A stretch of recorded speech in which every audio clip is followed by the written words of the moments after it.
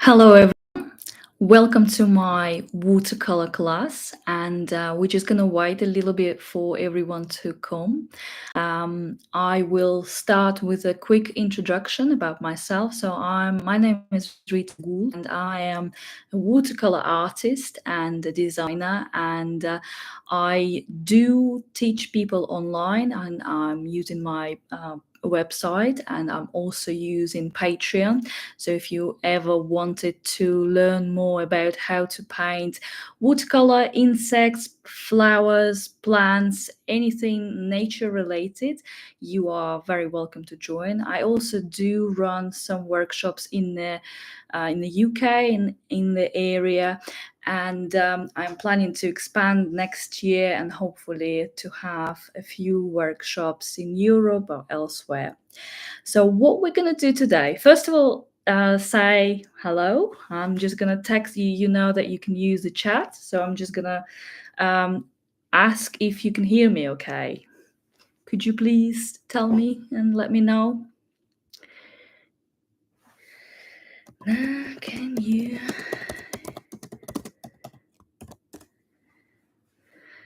Oh, yes. Thank you. Thank you. Yeah. So, welcome. And what we're going to do today, so you can see here is a printout of the image that I done last year and actually gone viral. So this particular butterfly had 2.2 million views last year, and I was pretty excited about it, and I did not expect that it's going to happen.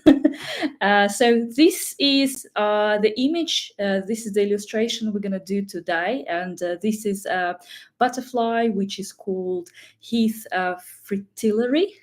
Correct me if I pronounce it wrong. So what I asked you to do before, so you could see that I already had my painting prepared. So what I did, um, I transferred my line drawing onto my good quality paper, and I'm just going to explain what to do next.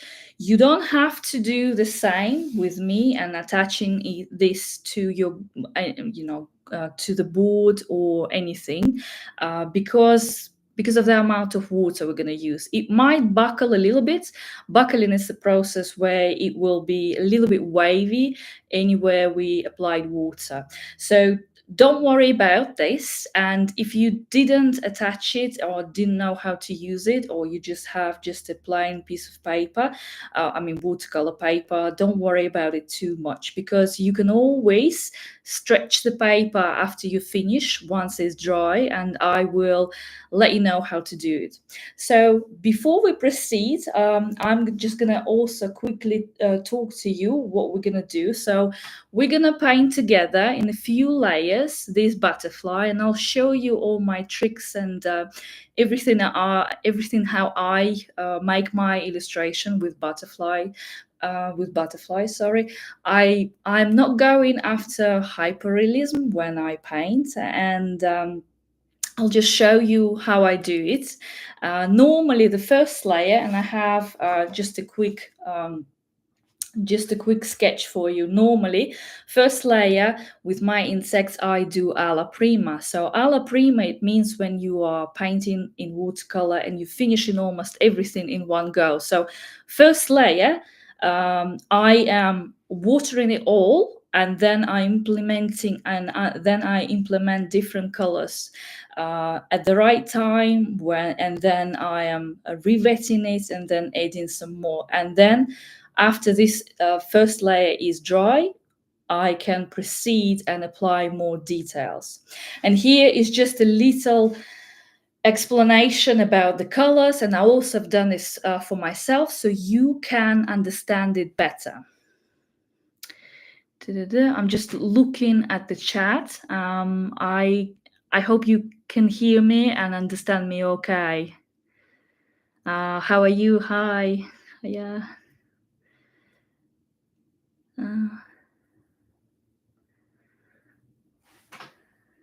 Okay. So, first thing that I do, when I'm working with any graphite marks that I have.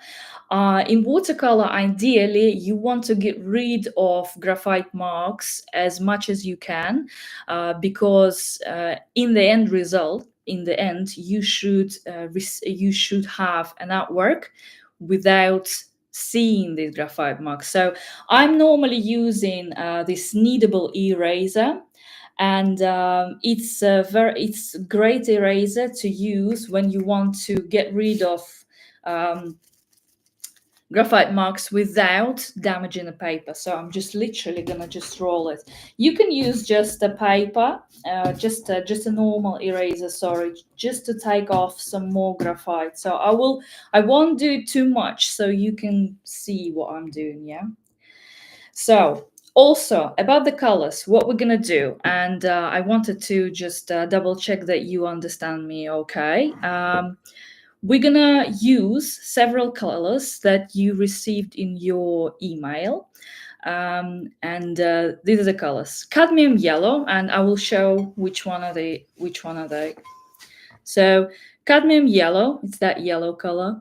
Then yellow ochre, it's this one. I don't know if you can see it. This is light red, cadmium orange, emerald green, Prussian blue, Payne's grey, and then sap green and lamp black. I will be talking and I will be making sure that you understood me okay with all the colors, because every time I will be going after them, I will explain how to mix it and how much to get and how much you will need. We also will need at the end white gouache. I hope that you have it, because I will show you how I do all the brush strokes, for example, on this artwork. So I'll show you, because I worked here with mixed media. So I done it in watercolor, and then at the end I mixed gouache with watercolor. That's how it became mixed media. So I will show you how to use it. So we will need gouache, but this is in the end, and I'm going to be using Winsor Newton gouache, and this one actually served me for 5 years, and I still have loads because I use just a tiny little bit. We also will need, so the paper that I'm using today is Arches 300 GSM cold press paper. I hope that you have cold press paper too. My palettes is mostly from tubes, and they're mostly Winsor Newton Cotman series that I use normally for my tutorials, because they are easier to get. But I do experiment and try different brands, and I have different favorite brands as well. But normally I use Winsor Newton, and I think they're great. What else? And also, I use just a plain ceramic plate. It's just a plate that you can eat on. So why ceramic? Because it will hold watercolor paint, and if you squeeze paint or if you mix paints, you can always come back to it once it's dry, apply a little bit of water and reactivate it. So I normally just advise people using just plain just a plain ceramic plate. Also, you can use tissue or you can use a towel. It depends what you have, but I'm using tissue, water. Then what I also use in my work, it's spray. So every time before work, especially if you're a beginner, I would recommend, if you using for beginners, only pans, not freshly squeezed paints, because beginners tend to use watercolor paints like gouache or acrylics, and they tend to use too much. So what this spray does, and if you don't have a spray, just do it with water. If you just apply a little bit of water to some of the paints that we're going to be using, to, if you remember all the names, you can see, or you can just sprinkle it. Just a second. And we can sprinkle it. Okay. And normally you would do it 5 to 10 minutes before you start painting.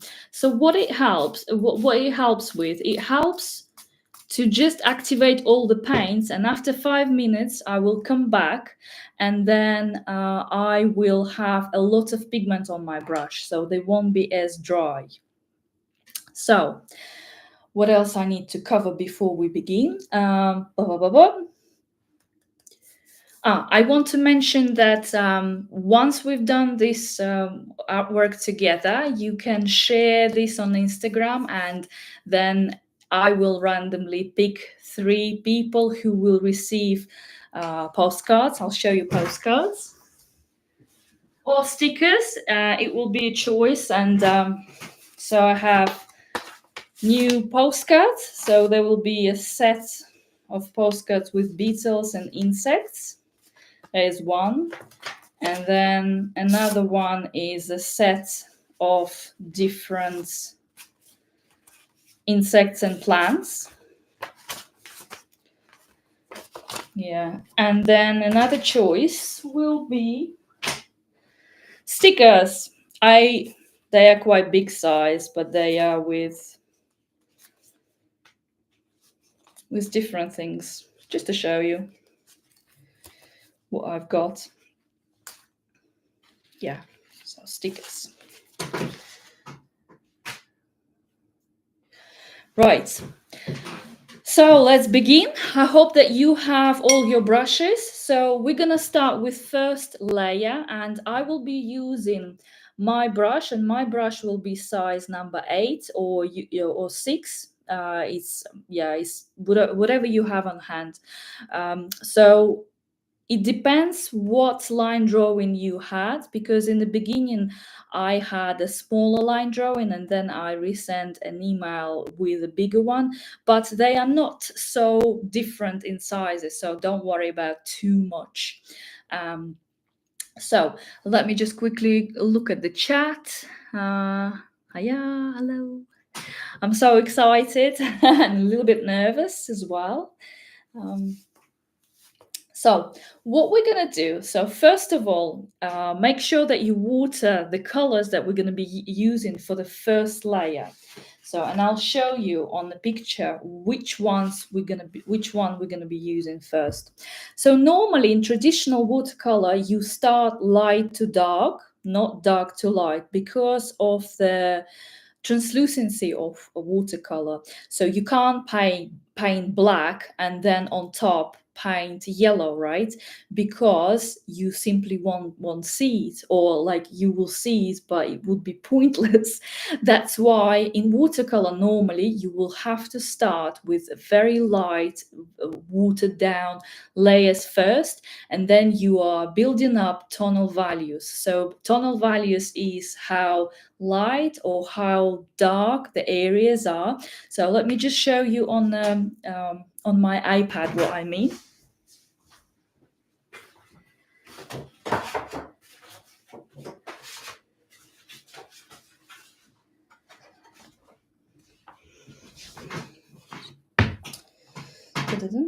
So normally before I begin, I start with, if I'm not going for hyperrealism, but still a good watercolor painting will always have strict kind of zones and strict areas where you can name certain tonal values. So for example, really dark ones here, yeah, and then the heart, they call different in America and in the UK. So half tones or mid tones, so they will be like this.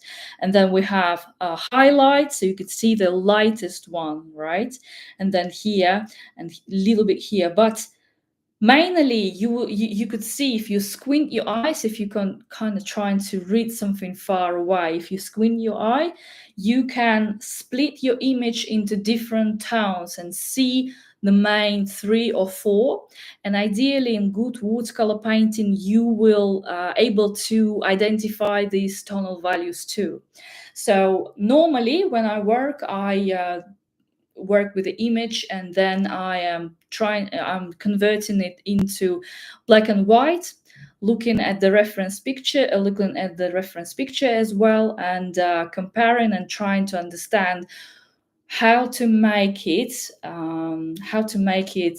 balanced, I would say, how to make it into good watercolor painting.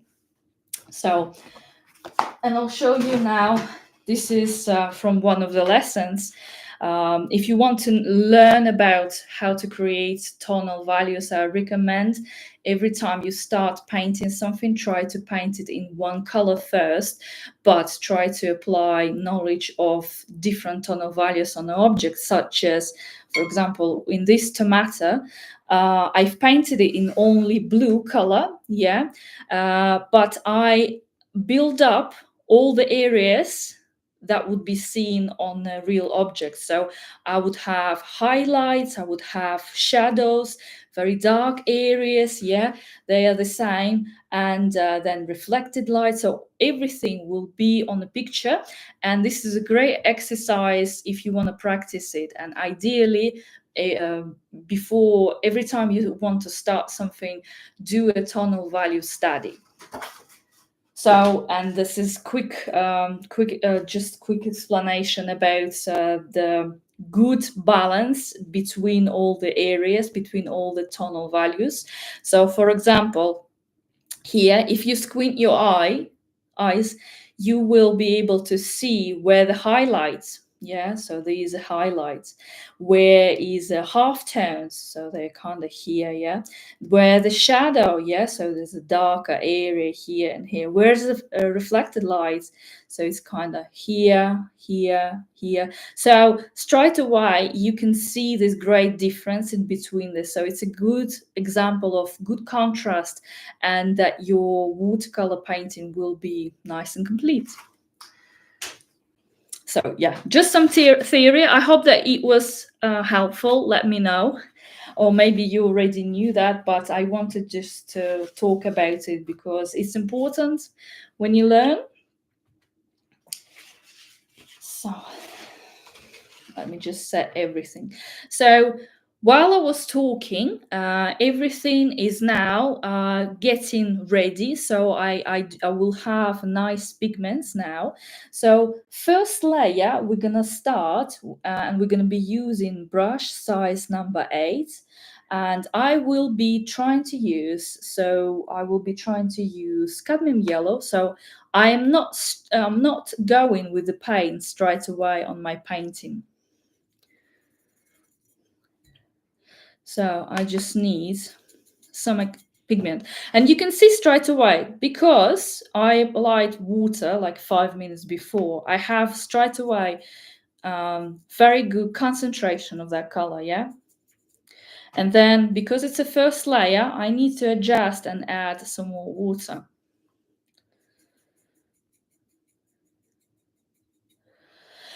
I have a question. What if your reference image doesn't have good lighting or contrast? What can you do?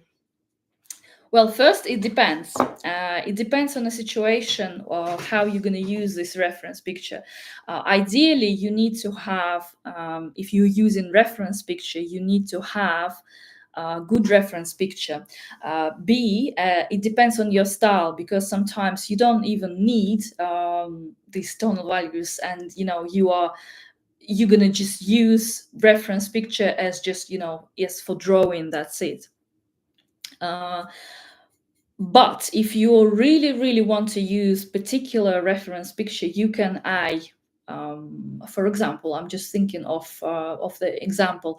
For example, if you took a picture of, let's say, apple blossom, you really like how the flower looks like, but the leaves, you didn't like how they look. If you know, for example, Photoshop or Procreate or any other programs that you can adjust, you can cut the flower and then do the additional pictures of, let's say, apple leaves and put them together. So you will end up with a good reference picture, or at least you will have it in one file so you can look at. That's one example. Another example, you can adjust it again with any programs or any programs on your phone. For example, if it's a photo reference being taken on your phone, you can use some programs to expose little bit change exposure, and then play with all the settings, how to get it right, how to get it to the level that you want to use. Hiya. So sorry. So now I'm pre-mixing cadmium yellow. So, and then I turn my palette, and then I will need yellow ochre. Yellow ochre as well, and I'm using water in this as well. So it's quite watered down. Sorry. I will try not to hit the jar. I hope it's not painful for your ears. So what we see on our image, so my final image, if you can break it down into pieces, I can look and see and say what colors I'm seeing, yeah? So first layer will be the lightest. So I will be using a combination of cadmium yellow and yellow ochre together for the lightest area.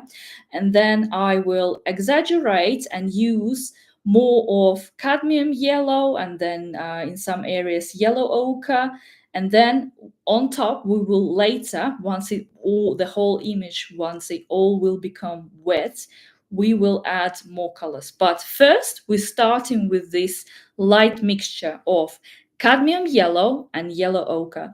So for this first layer, I would say that it's important that it's very watery. So you can see that the water is like runny, very runny. If you worry that you are underusing amount of water, I will recommend you another trick. So get a bigger brush before we begin. Use some water and just apply water to the whole butterfly.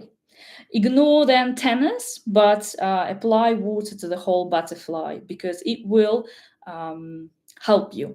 Because we will be working first wet on dry, because with the first layer, and then wet on wet.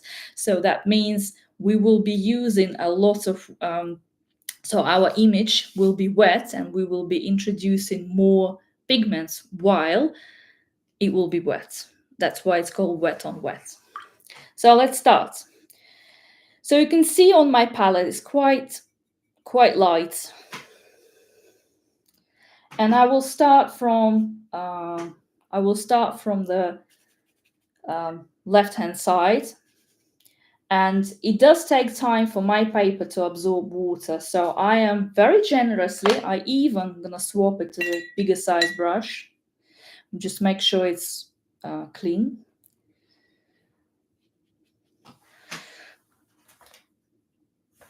So you can use a 6 or 10 size brush. It just depends on the size that you're using, size of the line drawing. So you can see I'm covering the whole butterfly. I'm covering with this very, very diluted color, yellow ochre and cadmium, or cadmium yellow, sorry. Also, I would like to point out here, it is important the temperature and also the conditions that you're working with. I'm sitting next to the radiator, so I know that my painting will be drying out quicker than yours probably. So adjust it and use more water if you are somewhere where it's really hot, or you're sitting next to the radiator. So you can see that first I just covered the whole butterfly very, very quickly, and I'm making sure that my edges are covered too. I'm not going to bother with antennas, so it's just the body and the head. You can see how light it is right now, yeah? So, and at the same time, it's activated. So it means it has enough water. So if I will try to lift it a little bit so you can see. Oh, can you see glazing or not? I'm not sure. Oops. Yes, I will be sharing everything, of course. I will be sharing the final result and the whole video I will be recording. Yeah. So we could see that right now I'm activated, and then quickly, let me just get it. And then I want to use a bit more of yellow ochre just on this side, just on the edges of the wing. And you can see the bleeds are growing, yeah? So that means that I am very generously applying all the colors with water, yeah? So I want to add yellow ochre just to the edges of the wings, yellow ochre.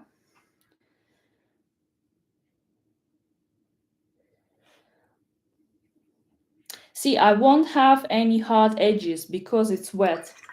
Then I'm washing my brush,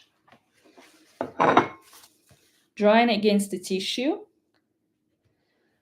and then I'm just a little bit helping to distribute this color. If you have any paint drops, you can quickly come back with a piece of tissue and collect it like this. It's all gone.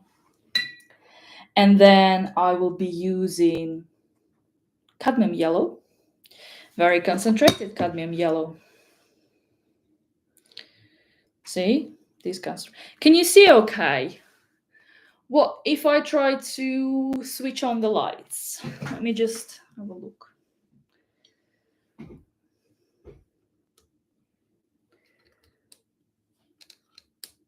Is it better?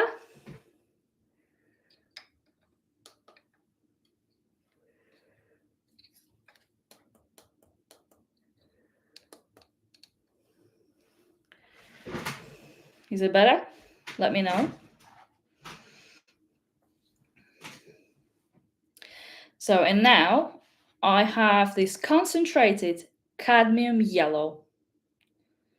And I want to add it to just on top, on the edges on apple wings. And then I will add it just a little bit here. Just a little bit here.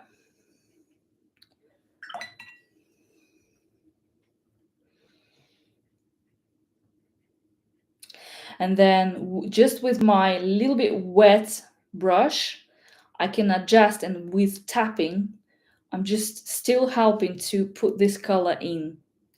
And then I'm going to the wings underneath, still applying this cadmium yellow. Cadmium yellow.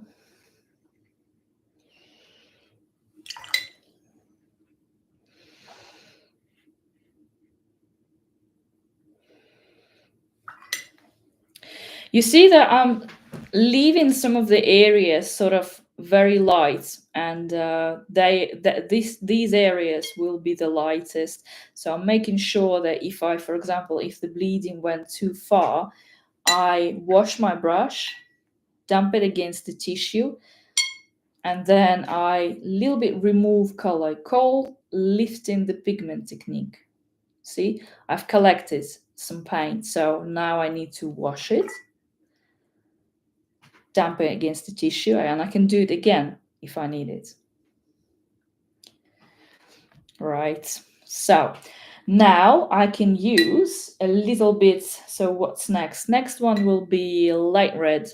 So I'm getting some light red, and to be honest, I'm gonna swap to the slightly smaller brush.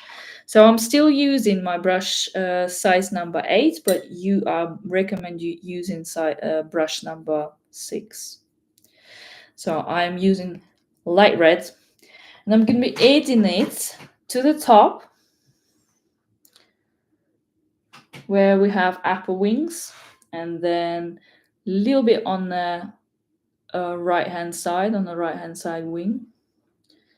See here, I applied too much water. Like this. Washing my brush and then adjusting it. You could see here, you could see how invasive was this bleeds. So what I can do, I can correct it. So I'm washing my brush, damping against the tissue, and then I'm gonna remove it a little bit and also correct how much it bled here. So I will be just adjusting it just with slightly wet brush, and then I am going to my tissue, and you can see that it's releasing some pigments on my tissue, right? Like that. Also, I'm going to be using slightly diluted light red, and I will put it just where we want to split two wings. Yeah, so we'll be putting it like here and then here, just in some areas, and then I'll go and get a little bit more of light red, and I will apply it just here, just a bit more concentrated and a little bit more concentrated as well, because now I can come back and make it a little bit darker here. You can see how much darker it is now, and I don't want to make them symmetrical. I want to keep them like a little bit wonky. Washing my brush, and if I see those bleeds and they're too invasive or too long for my liking, you can always adjust them. So I'm washing my brush, damping it against the tissue, and then I'm helping myself to sort of collect this pigment and adjust it a little bit. I'm still working wet on wet right now, so the whole image of my butterfly is still wet. You could see these bleeds, they're still working, yeah, because I added enough paint and water. So like this. And now I can use a bit more of yellow ochre on its own.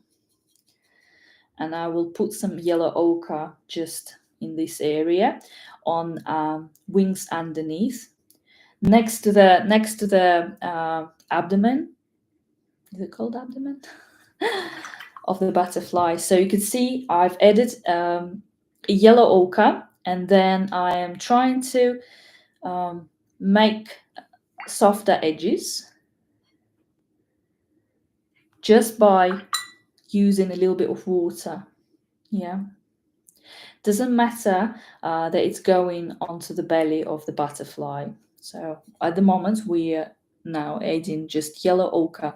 Don't use too much water. You can always look at my palette how much I use. So let's put a little bit more here on upper wings.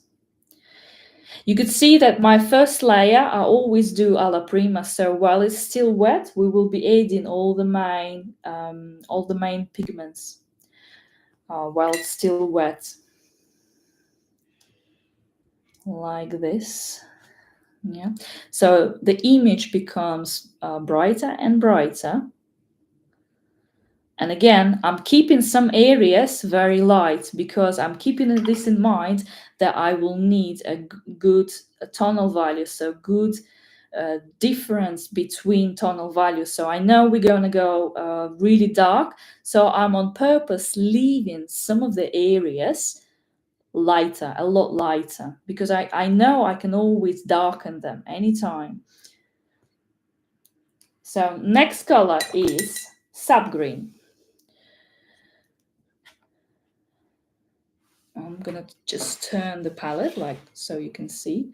So sap green is that warm warm green color.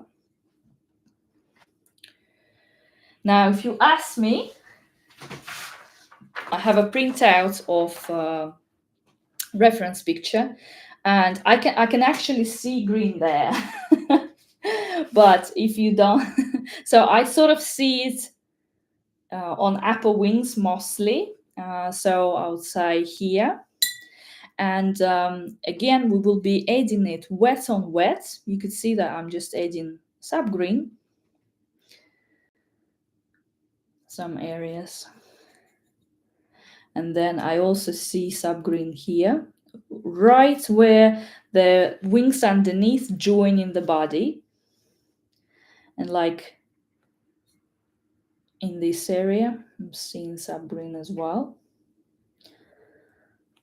A little bit more. And then on the left-hand side, I'm using subgreen too.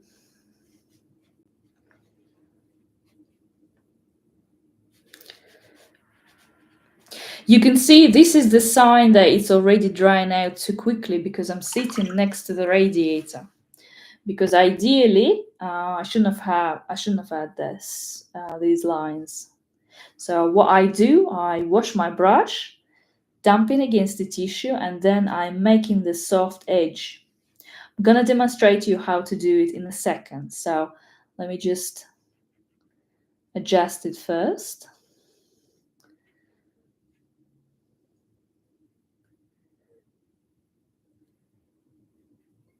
So yeah, I've added subgreen.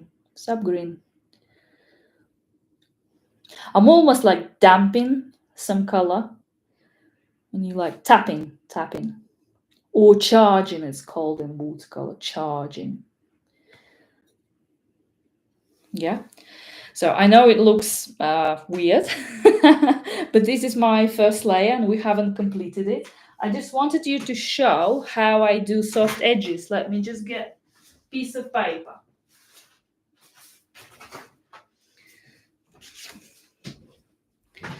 This is this is going to be a soft explanation for this, how to make a soft edge. So first of all, I will be using, let's say, light red. So you paint, if you want, for example, darken some of the areas on whatever you're painting. So I would paint a line, and I want it to be a bit more concentrated. Yeah. Then I'm washing my brush very thoroughly, and then damping against the tissue, and then immediately I'm placing it where I like on the line where I've just placed this paint. So yeah, I will be immediately applying some water. You can see that this soft edge is appearing, and then the paint which we had here will be traveling here. So if you want a very nice soft edge, you can go back to your jar, wash it in a jar, damp it a little bit against the tissue, and then help it to travel a little bit more. So you can see that I've created soft edge. You can do it on other side. So you are placing your brush with some water just right on the edge where you apply this brush stroke, yeah?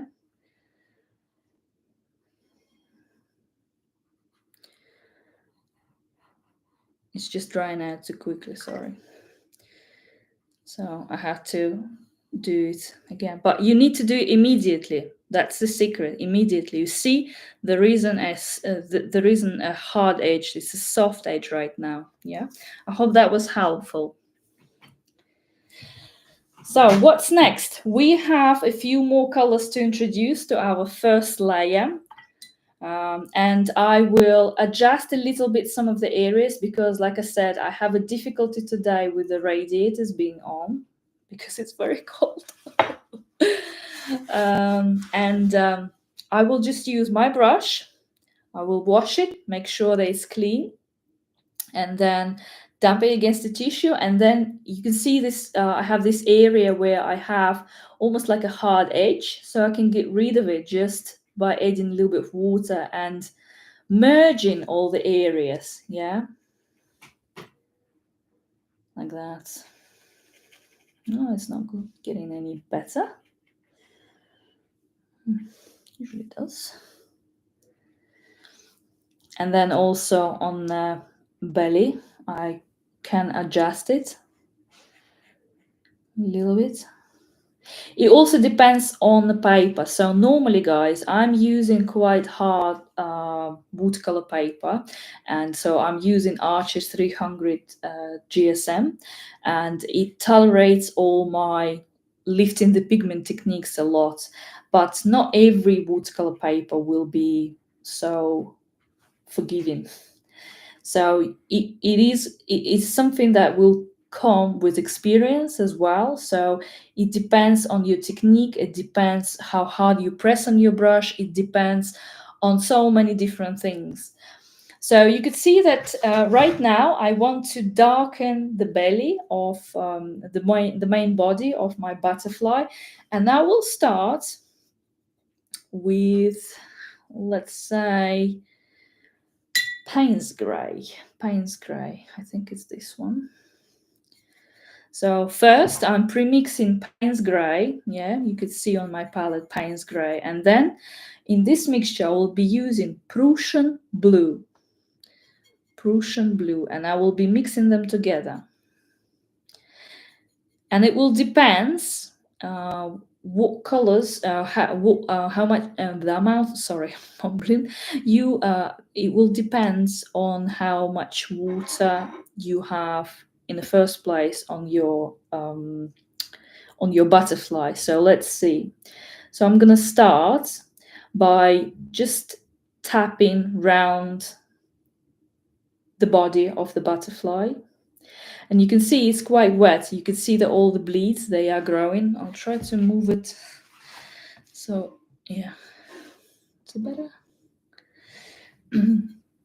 And then I will apply a little bit more of Prussian blue first. So I'll apply a little bit of more Prussian blue, and then I'll start here. You can see that I outline the body a little bit. And then I'll grab a little bit more of Payne's grey. Again, there's a little bit more water, like that. Can you hear me okay? And then the eyes.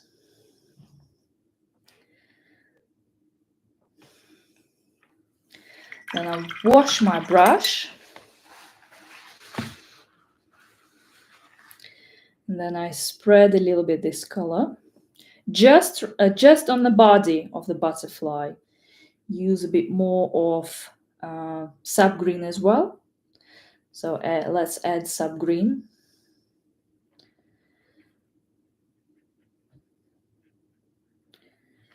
On this.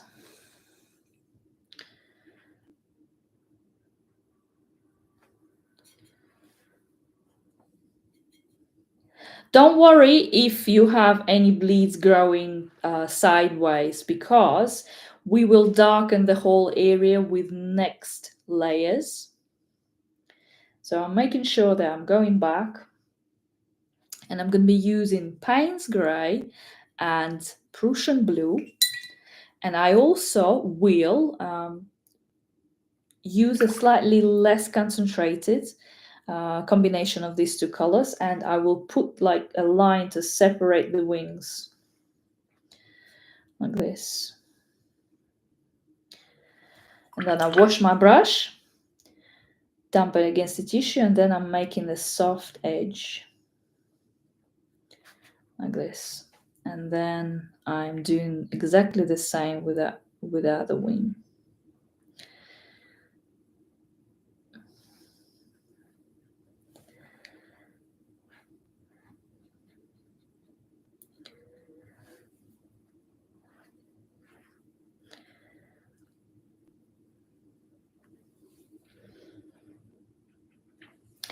I just want to say that we will have a little chat in a few minutes, because we need for the first layer to dry out before we proceed. So you're very welcome to think about questions that you wanted to ask, and I will be happy to cover them in the next 10 minutes, let's say. So at the moment, I'm just using water.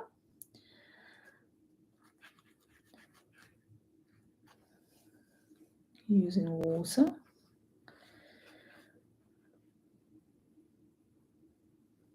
Like so. because the second layer, and I just want to show you, it's where we're going to be applying all the dark lines, so they mostly will cover this very light yellow orangey colors. And also I forgot to implement a little bit of cadmium orange as well. So I'll be if your painting is not too dry, so I know that here mine is not too dry, so I'm just dabbing a little bit of cadmium orange. If you worry that some areas become very dry, I'll show you what you can do. So now I've added a little bit of cadmium orange as well. So I know that these upper wings become too dry for my liking. So I'm just washing my brush, making sure it's clean, and then I'm applying just water. You see, it's just water, and I'm sort of activating the whole area like this.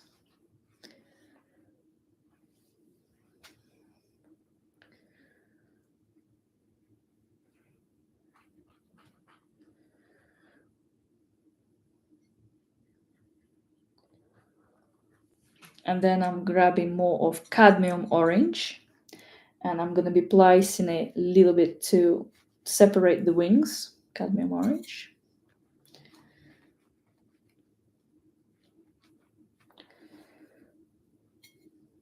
A little bit here as well.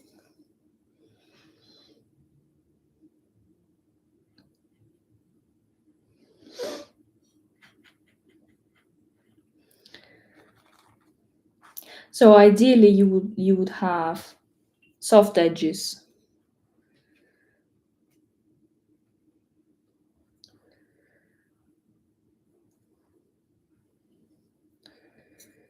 A little bit on the upper wing.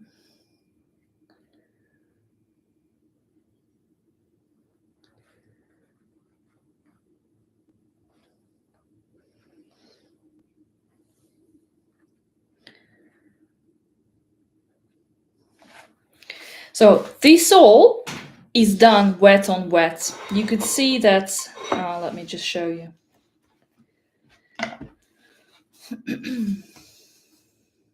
You could see if it's glossy, that means it's wet.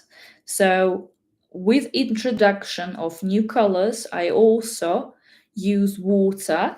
So for the whole time, most of my painting stayed wet, and it helped me to introduce so many different colors. So now I will be using slightly smaller brush, so you can use brush size number 4 or 2.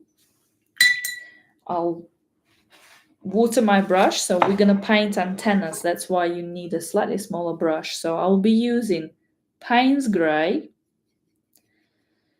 with some Prussian blue. Again, it doesn't need to be very concentrated in color. And then I'm going to be placing my hand that way that I'm not going to leave any smudges. So I will be very carefully, and it's better to start lighter. Yeah, lighter. Make sure that you don't have any drops like I have here, you see. And then I'm very carefully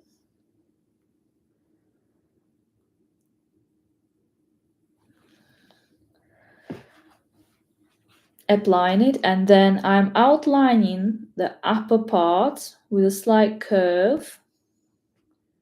So I'm leaving some space on top on each antenna, and then I'm gonna do the next one as well. So I'm start with a curve, yeah, and then I'm covering it with a light mixture of Payne's Grey and Prussian blue.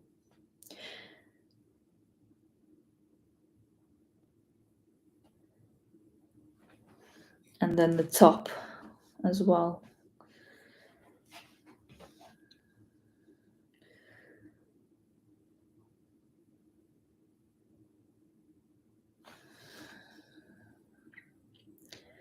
We'll leave the eyes for a little bit. And then I'm coming back with a slightly more concentrated color of this Payne's Grey and Prussian Blue. And I'm just charging these points right next to this curve, yeah? Because once it will dry out, we will add different color just on top of each antenna, yeah? Now I'm washing my brush. And looking, what else do I need? So at this point, we can also, if your painting didn't go too dry, I would use a bit more of lamp black. So lamp black I have here.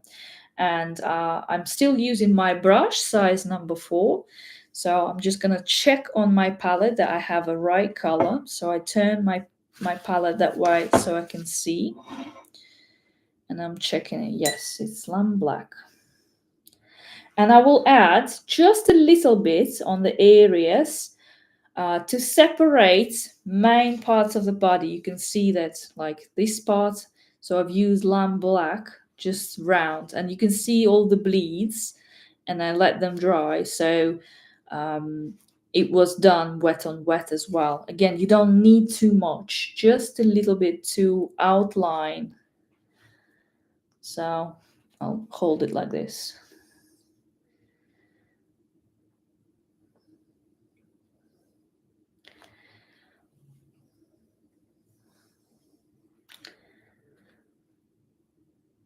And then to the tail as well. Again, you don't need to add it all the way, just in some areas. And it's wet on wet. Yeah, you can see the bleeds are growing. Yeah, like this. Now I'm washing my brush.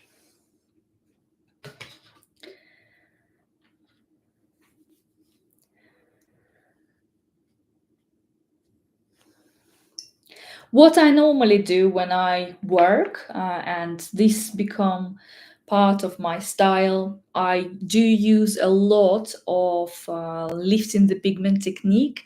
And I would probably say that for the audience,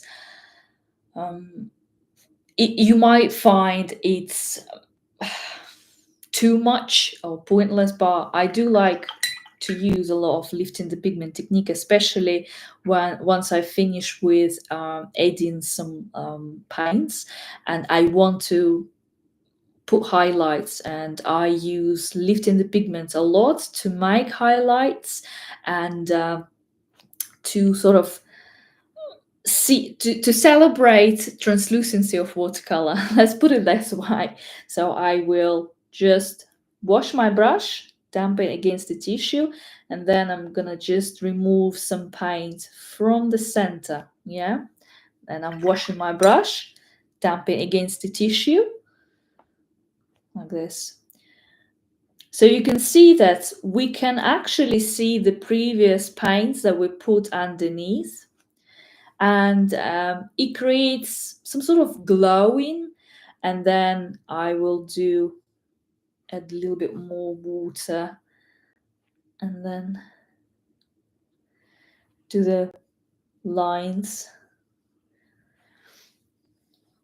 Lifting the pigment works the best with areas where you're using darker colors, because you won't be able to see it on, let's say, lemon yellow color. I mean, you will, but it won't be so noticeable on that color. But if you're using black, brown, dark green, blue, all these dark colors, if you lift the pigment, you will be able to see it very well. And it's a great technique to use to create highlights and depth of anything you paint. Again, don't overdo it. I'll probably say that in my experience, working with arches can really, it really did work well for me. So I didn't have any problems with paper reacting to too much lifting the pigment. It's a very forgiving paper for that.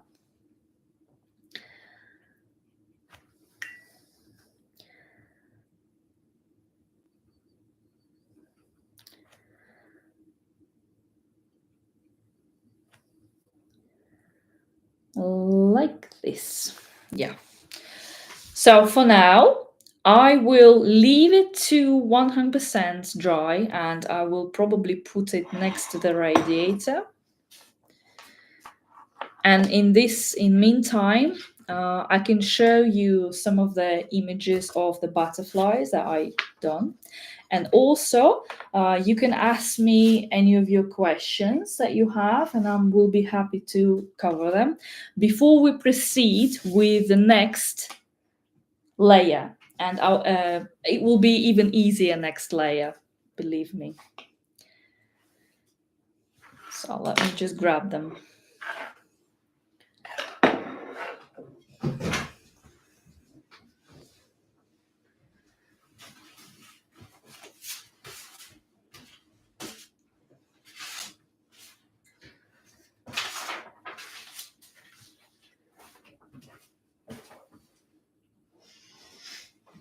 I actually prepared a lot of things to show, but for the theory, I will probably quickly tell you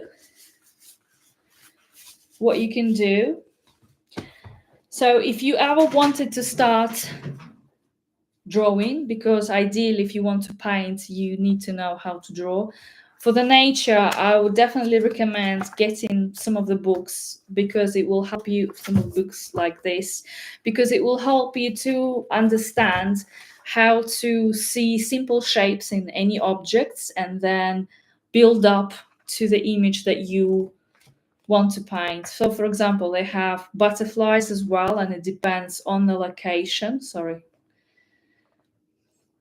So you could see that you start with simple lines first, yeah, and then you build up and make it more complicated, and it depends how you want to paint your moth or butterfly.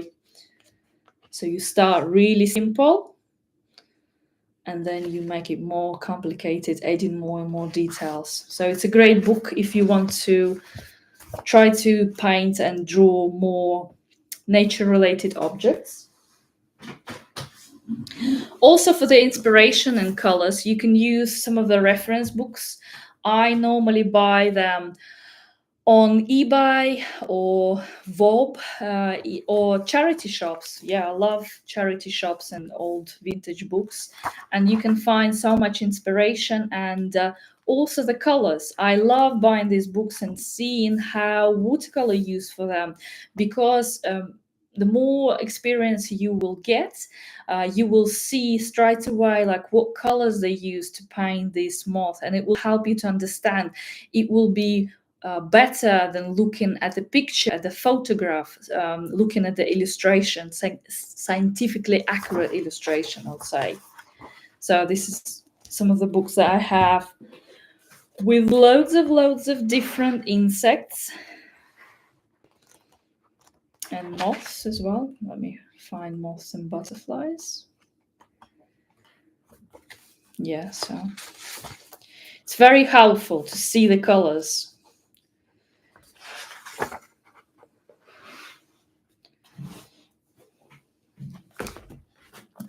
And also, I wanted to show you how I used complementary colors for this painting and why it's so great, why everyone liked this so much. Simply because I used the theory. I used the theory of complementary colors. So you could see that I have a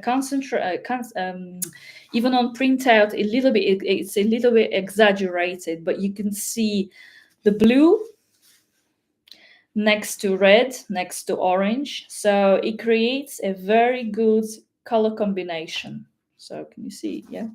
So on a color wheel, you can see that the complementary colors are situated opposite each other. So you could see that by putting them next to each other and playing with these colors really creates a very balanced, very eye-pleasing result. So that's why I use this for this image.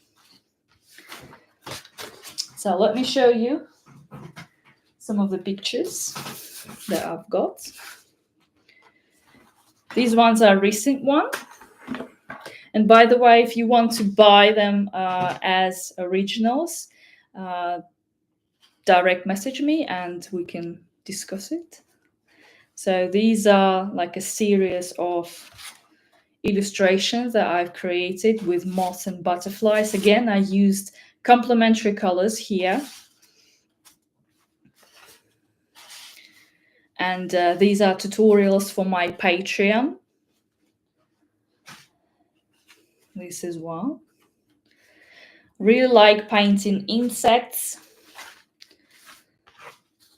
Here is mixed media. So here I've used watercolor, and then I finished it off with gouache, white gouache. You could see that I've added a lot of gouache.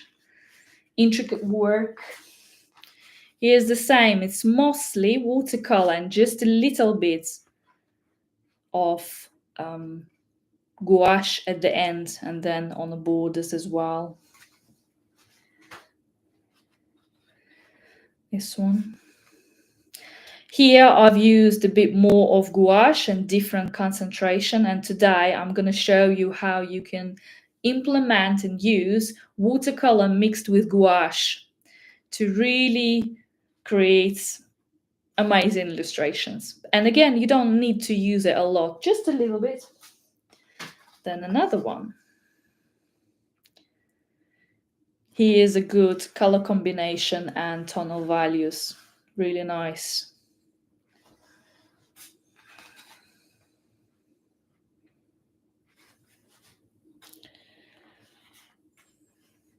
This most recent one. This is done on hot press paper. And also you could see the difference that it will be a lot brighter. And normally if you want to create illustrations for example, to use it for something, let's say for wallpaper, postcards, prints, fabric, etc., etc., you can use it's ideally to use hot press because A, your illustration will be brighter because of the structure of the paper, and B, again, on a cold press you could see some texture, and ideally you would need to get rid of the texture once you want to do something connected with, printing and earning from this. This one, recent one. I had a workshop as well with this one, and watercolor class on my Patreon. This one as well.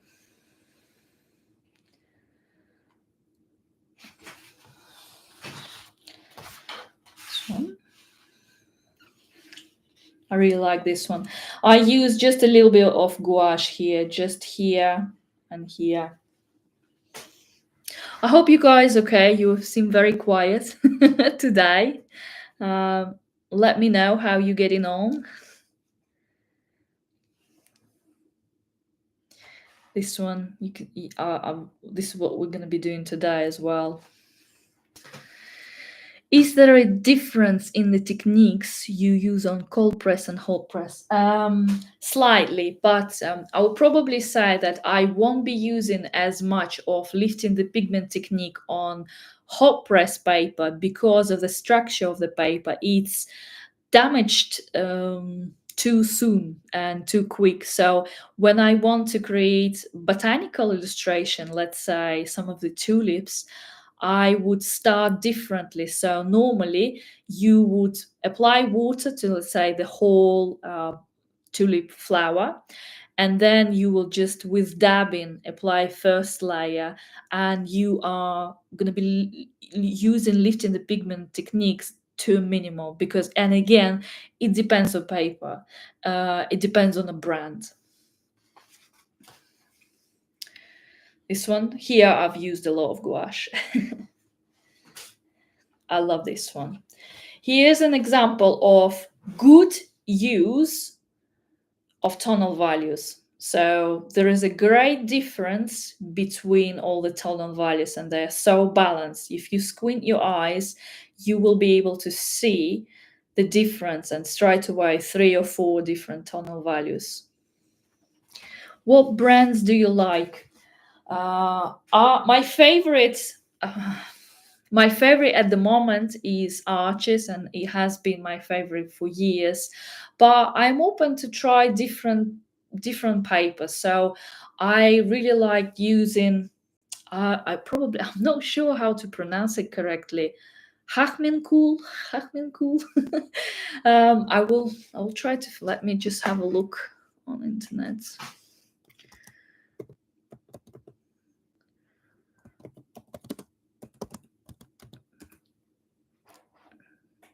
I will put it in a chat. Oops. I'll put it in a chat. Yeah, this one. So I bought it as a block, and I absolutely love using it. Absolutely love using it. But mainly I use Arches, Canson, but I don't use the cheapest Canson. I go for more expensive Canson, and it is amazing to use. I also, for some projects, use Fabriana. Fabriana is a very good paper. Winsor & Newton.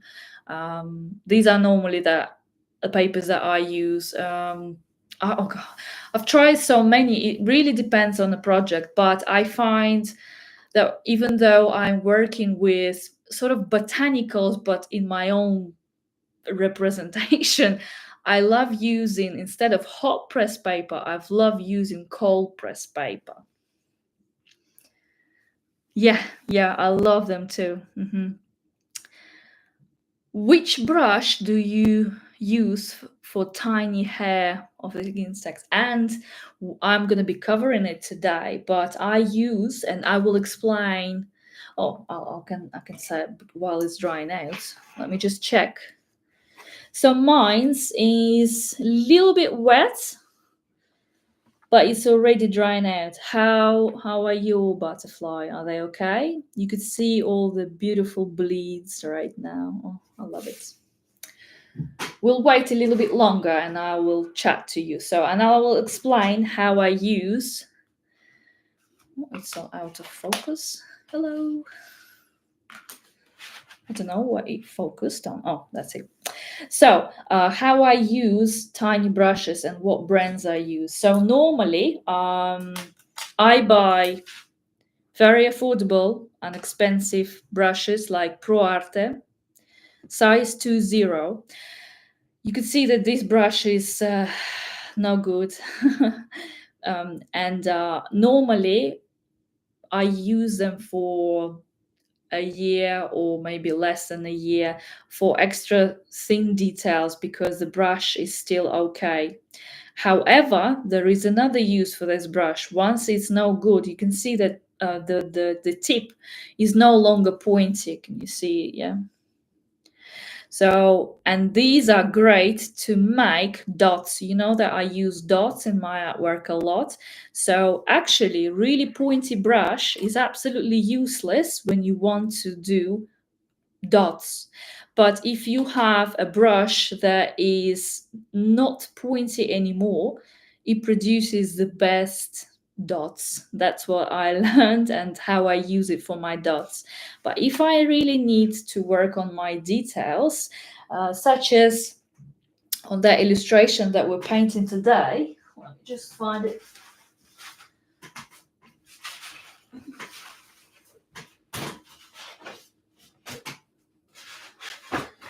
It's gone somewhere. So I was just trying to find where I put my illustration. Yeah, found it.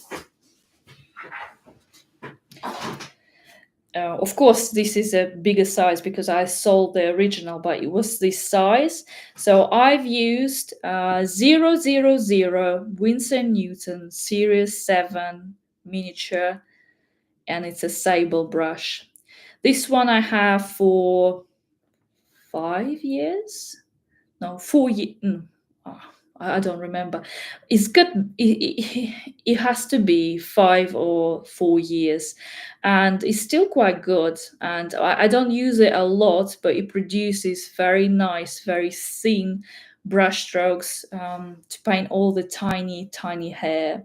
So I've used this to paint all the tiny hair on this butterfly, and this is a bigger size, so it's just a printout. So there's a few more originals just I'm showing. I love this one. This is a poplar hawk moth. Another good example of really good tonal values here.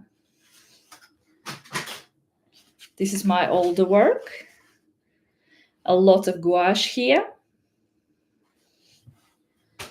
And this one. I don't know why I had this example to show you about the colors probably. Any more questions? Oh, thank you so much, Shelley.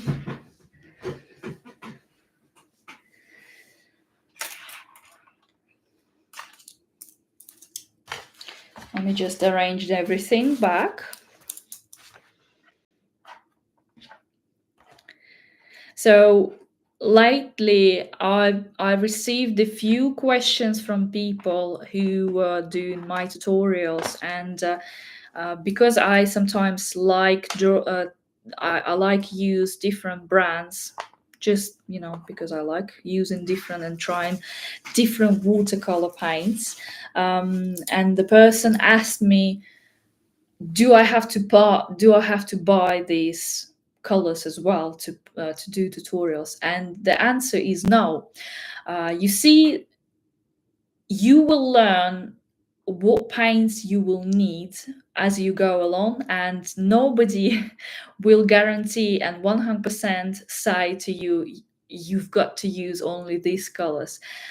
You will find out. But if you're doing a tutorial and somebody's saying like use cadmium yellow or Indian yellow, obviously it depends on the style, but you need to adjust and you need to see, okay, what yellow is it warm yellow, is it cold yellow? So you, especially if you're doing like free tutorials or paid tutorials, you don't need to buy all the exact pigments. You either try to mix, or you can Google these days all the information and try to find out what is the closest combination of colors that you have, and how you can adjust to do all the tutorials. So you don't need to buy all the colors, right?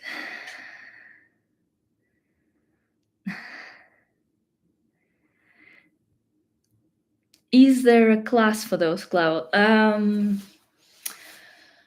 I certainly recorded it. I don't remember if I've done it or not. I don't remember.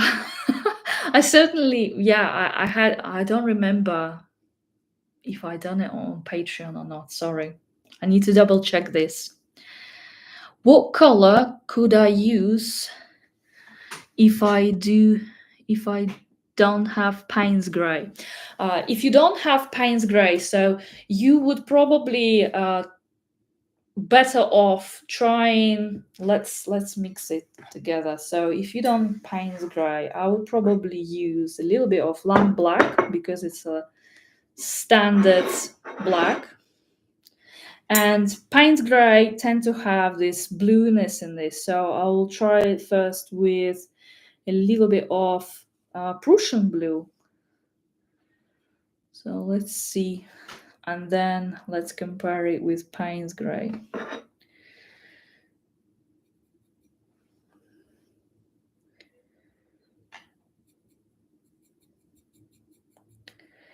Or maybe we will drop a little bit off. Let me just think. So I would say that the closest sort of will be if you use a little bit of lamp black, a little bit of Prussian blue, and maybe just a tiny little bit of ultramarine. But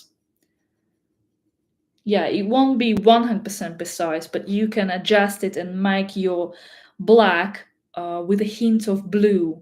This is the color that Payne's Grey have. What else? Any more questions? I'm checking my artwork. It's slightly damp, but I could work right now. I'm checking it with my finger. Okay, let me just arrange everything.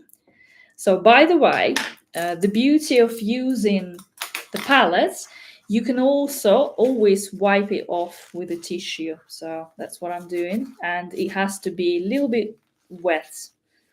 See, it's nearly clean. Just make sure that it's wet.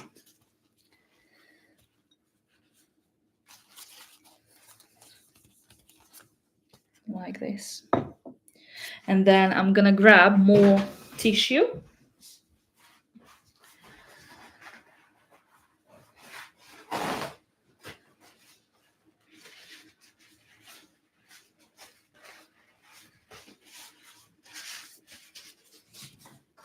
I'm gonna put it just here. And then I'm gonna be using my brush size number 8. So what we're gonna do, make sure that your butterfly is dry, and make sure, I hope that you can see all the outlines and dots that we have. So I did draw them.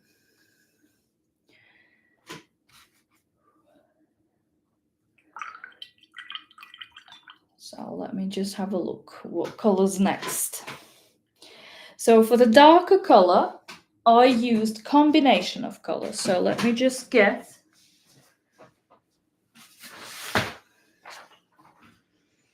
piece of paper. So we will be using lamb black. So I'm just going to make sure that I have lamb black.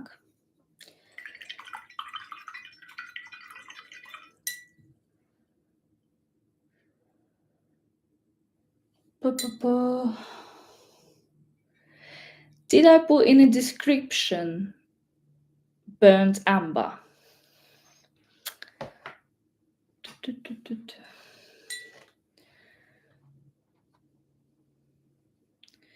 So we need some brown color.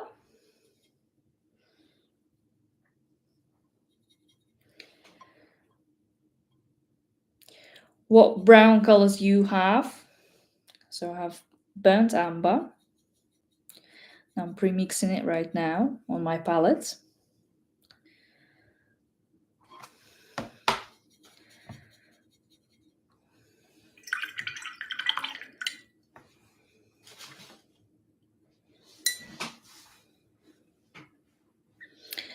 And then to cover the area on our butterfly, so what we're going to be doing, we're going to be painting round circles and filling in with these pigments. So I'll be using either lamb black with some burnt amber, or you can use, let's say, light red. Sorry. Light red, yellow ochre. Let me just have a look how it looks.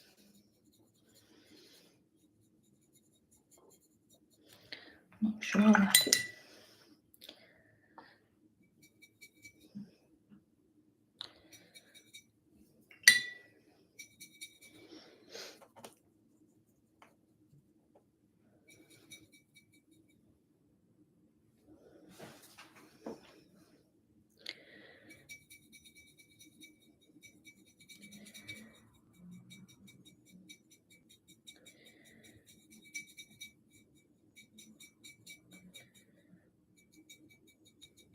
I'm just experimenting with colors at the moment. So I will be using burnt amber or any brown color that you have. It could be sepia, it could be burnt amber. So I have a little bit of burnt amber. and I'm mixing it with a little bit of lamb black. And it is a little bit watery, but not too much. So what I'm going to be doing, I'm going to be outlining the dots. So I also have my picture in front of me. So I will be just roughly following, and just watch how I do it. So you don't need to do and use a very concentrated color for the first layer, because again, it will be semi wet on wet. So it's damp, but we're going to be applying some water for the second layer, and then we will be charging certain points with very concentrated color. So you watch me. So I'm using my brush size number 8. You can use brush size number 6 or 4 depending on the size. So I will be just outlining circles. I'm just about to see them.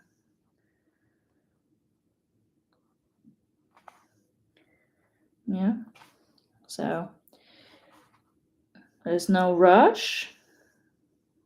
Again, they don't have to be very concentrated at this point.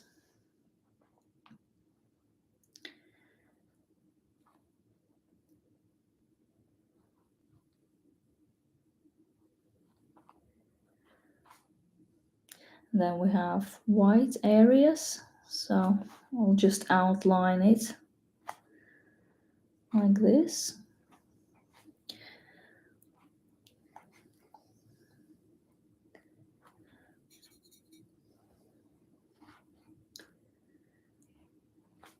And then I'm filling it in with color. So I go back to my palette and I'm pre-mixing lamb black with this burnt amber. And I'm painting this area, filling it in like this.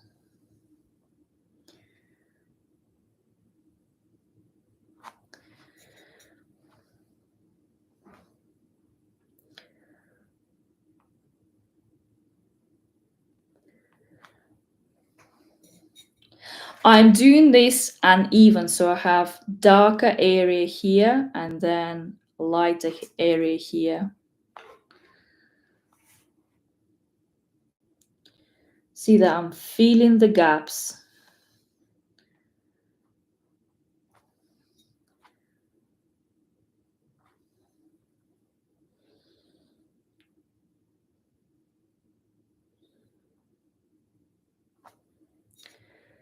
And then I'm going up and I'm gonna outline the rest.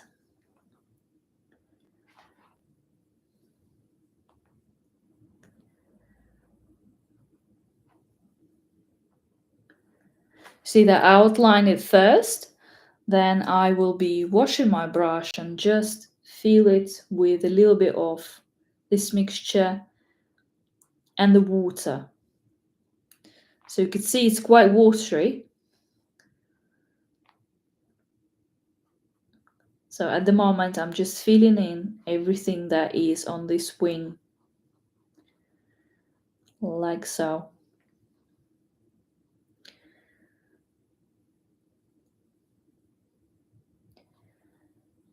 Yeah, ready. And then I'm using lamb black. So I need better concentration of this color. You can see, I'll move it a little bit for you. So I have black color. So, and then I will be doing charging. So because I've used water, it's just spreading.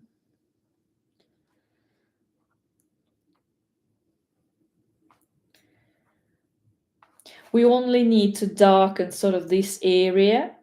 So almost like on the edge.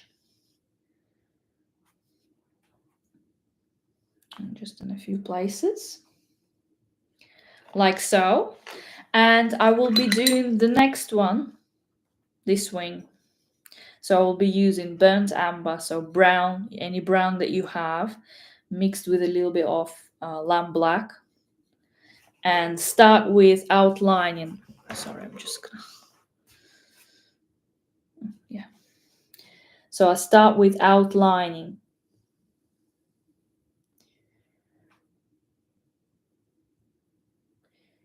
And I'm working quite quickly, but you do in your pace. Don't rush.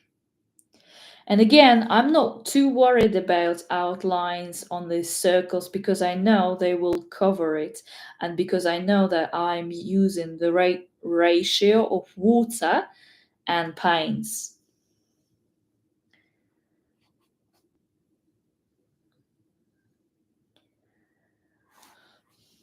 Just struggling to see it here. That's where reference picture helps. So if you have it, have a look.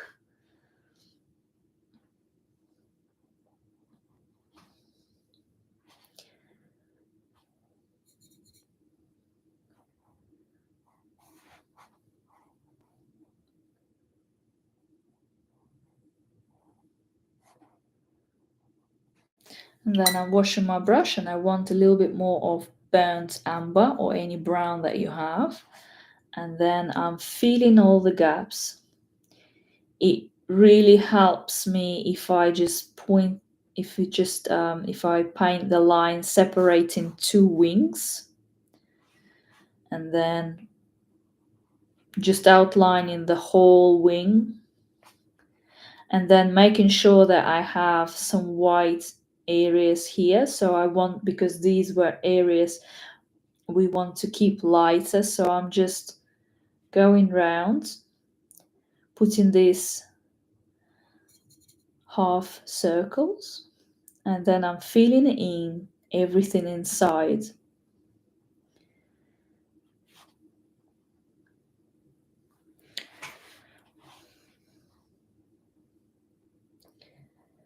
Like so.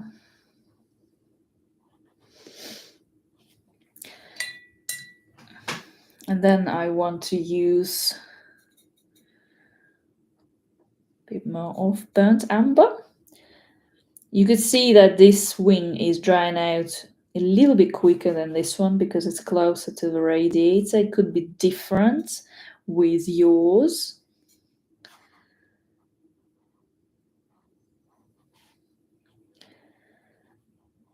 You can see how much water I'm using here.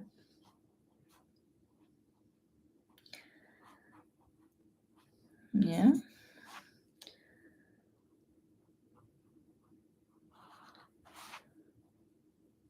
And then once it's applied, I'm going back to my jar, washing it, and I'm just gonna grab only lamp black, trying it on my palette, and then I'm adding wet on wet.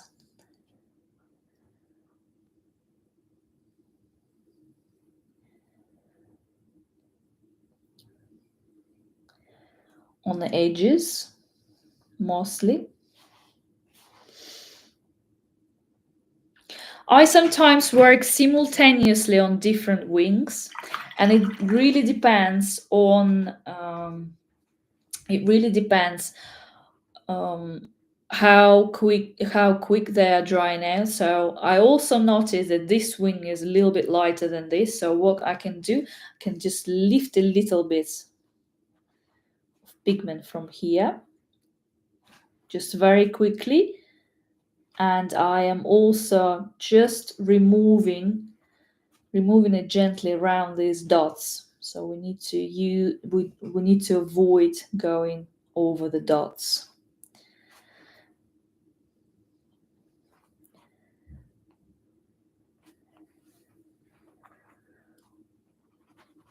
Like so. And what I also can do while these two wings are wet, I can add just a little bit of light red. You can use it with a little bit of cadmium orange. And then just put a few drops in some places just to make it a bit more interesting.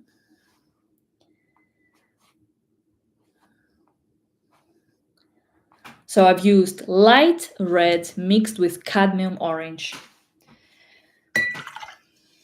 and then I am gonna do upper wings. I'll move my jar here. And then I will be turning my painting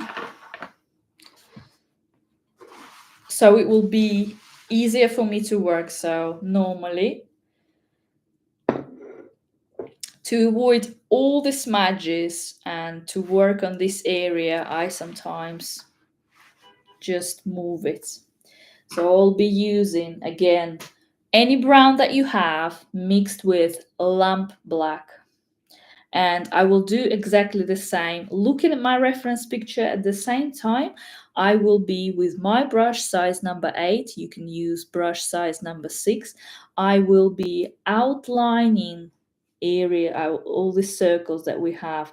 Again, don't use a very concentrated mixture. It's a light one. And also my brush contains water, so very, very gently going round all the areas.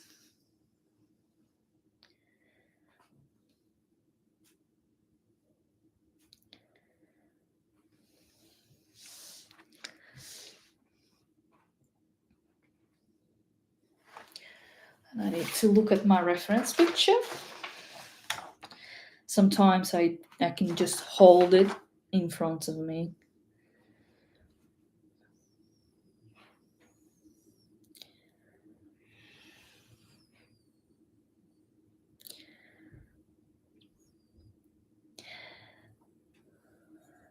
So the right amount of water and paint would be when you are moving your brush and it's not a dry brushing, and that means that it has the right amount, and you can see that it's watery.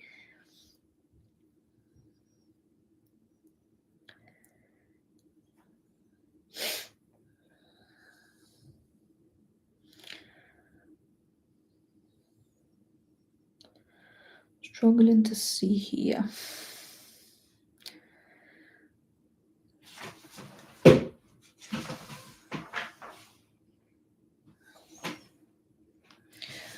Let me find the reference picture.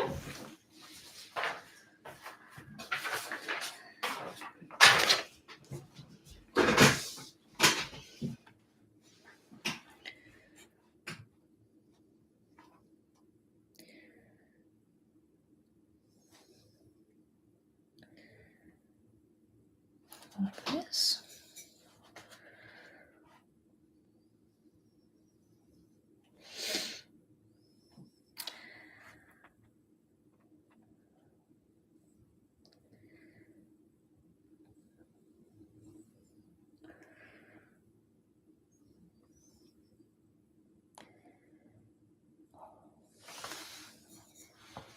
I hope you're doing okay.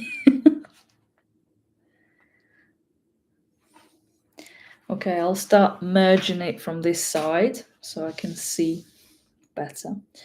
So now with just application of that brown with lamb black,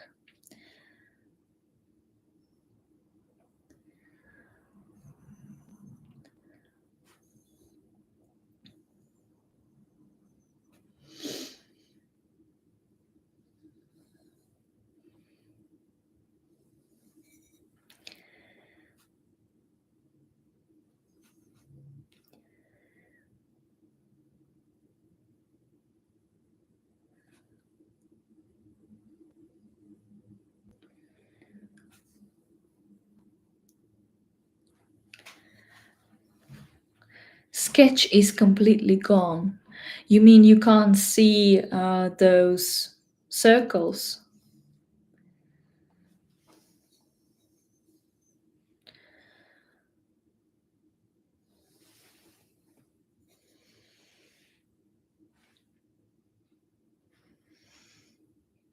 Yeah, it is difficult and I am struggling to see as well. And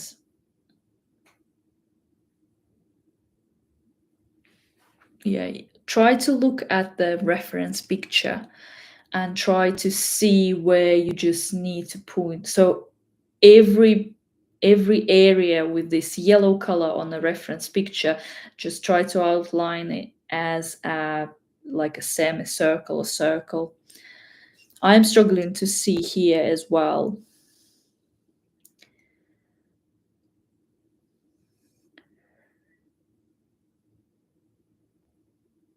Since when did I like insects? Have you always painted them in your artistic career? I had a love for insects for my entire life. However, so when I was a little child, me and my sister, we really liked catching moths and looking for them in the night.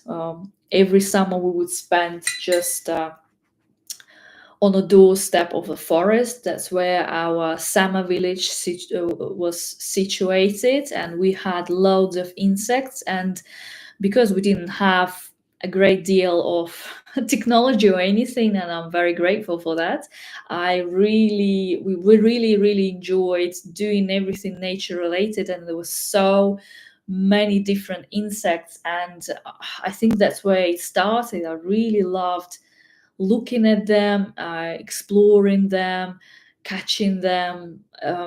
We were really passionate about it. And then we even had like a journal with all the illustrations of the moths and butterflies that we saw in the garden. We grew some flowers. We for specifically for some types of moths to come, and it was very exciting.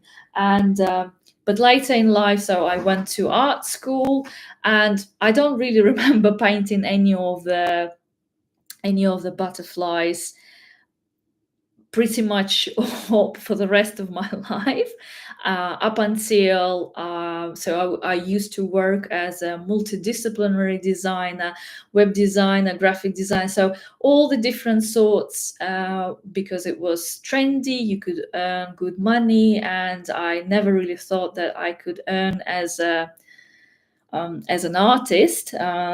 And I had a degree in journalism, but I never really wanted to be a journalist after like second year because, yeah, multiple reasons, but I just didn't enjoy it. And after some time, once I already had several educations, I was studying interactive designs, thinking that is something that I would need. And then I realized once I moved to the UK, I got married, and then I had a child. I realized I don't want to be just a designer, or I don't want to work the job that I had, because I was doing something that always existed online out there. And yes, I was spending some time on it, pretending to draw and paint, but it wasn't something that was real. And I think this led me to sort of come back to painting. And when I had my child and he was small, every evening I just started painting, and this is the first thing that I was painting, loads of moths and insects and butterflies, and I really loved it. And that's how I grew my Instagram, and I just love them. And then a few years I was doing moth trapping as well. I know it sounds horrible, but it's just, it's essential to do moth trapping if you want to find out which species are declining, or just got to know to area. So I'm not killing them. You literally just catch them, and then you are safely releasing them when you get up, so they are not hurt or anything. So we did enjoy doing this with my son. So, and he does have the same passion for insects. Um, so it's, yeah, we all really big fans of insects. But I do enjoy painting flowers. I love everything flower related, and I'm a big gardener. So different things, but insects I always had a special place. So here I've done this wing, and then I'm coming back and I'm using more of lamp black just to charge a few places.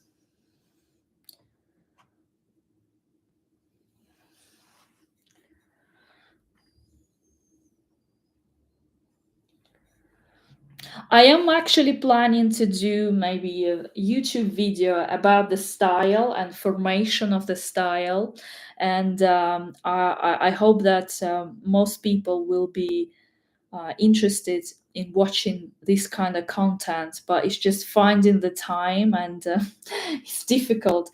I really want to do more YouTube videos, but I'm now prioritizing my Patreon and then YouTube, of course. So yeah, I want to do a video where I will be showing how my style evolved and how you can develop your style. Again, it's not a final destination. I feel like my style is changing too. So loads of people, and uh, how you can adjust your style, how you can find, well, not find it is a wrong way, but how you can quickly discover it. So I really want to do this video. Yeah.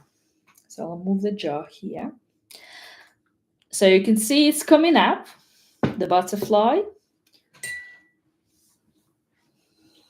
And then, so I'm going to be using again brown. Did I use this one?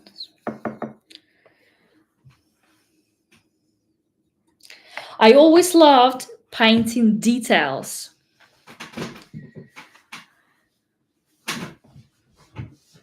Sorry for knocking it. So my style evolved from I really enjoyed painting zintagle. I hope that I pronounce it correctly. Zintagle is where you paint with a pen really small details. So my love for details started long ago, and then I was just um, I was just mainly painting and drawing on a computer, so in several programs, and I quite like it, but it's just I didn't get any satisfaction out of it. But when I paint like this, I am feeling great. So something that I really enjoy. Would you say you paint hyper realistic or not? I would say no, not particularly. So I don't want to follow and be how do I say, a printer. So I like to see the shapes and roughly follow some of the areas, but I certainly more creative with colors, and I am more passionate for creating different combination of colors and details that will stand out. I really admire people who are botanical artists, and that you could spend a week on one painting, but it's just not realistic how, and in fact, in my opinion, when I see some paintings, I am coming and I remembering them because of emotions that I'm feeling, or yeah. And very often they are not perfect ones. Very often they are wonky, they are not following guidelines. And in fact, again, it comes for that video about the style, that that most people, especially who went to and get a traditional education, art education, they're struggling to navigate their career, because when you are so good at following rules, how to do academic drawing, how to do not to break the rules, you will be really struggling to find your style because of that. And I've seen it many times that a person would be absolutely amazing with um, all the colors, everything looks just like a being printed from the printer. But and you could see there's so much work being put into it. But it's when you think about it, how do I use it? So every time you want to develop your style or be an artist, you have to ask yourself how it's going to be used, how I'm going to make money from it. And like with finding your style is listening to what you want to do, what you want to paint, what how you want to approach it and paint. And very often it's just ignoring and keep doing what you want to paint. I've been laughed at when early in my life for painting like things that are looking silly and loads of details, but it's something that you have to ignore and carry on doing because you like it. And ideally, your ideal style will form the more you paint, the more often you paint, the quicker you get your style. There is no way around it. You can't just suddenly find it and say, yeah, yeah, yeah, that's it. It will come out of really hard work.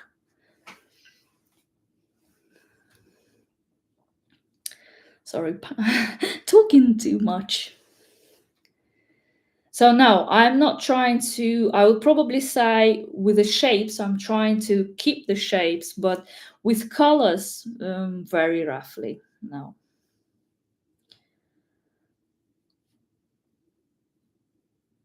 And I like to exaggerate colors as well.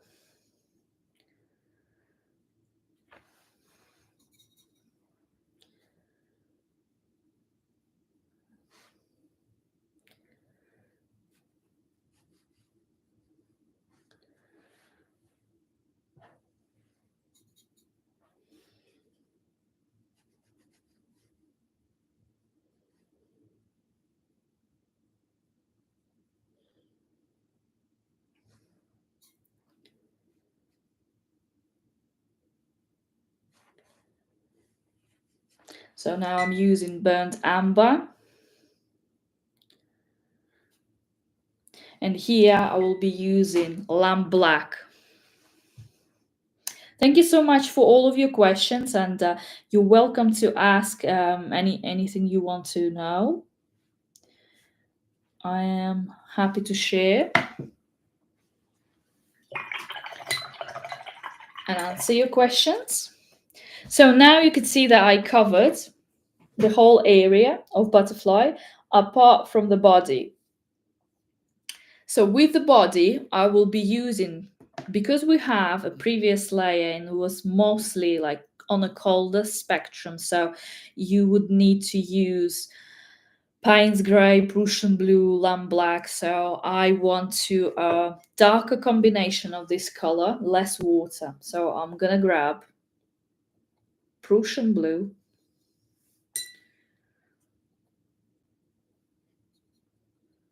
and then lamp black.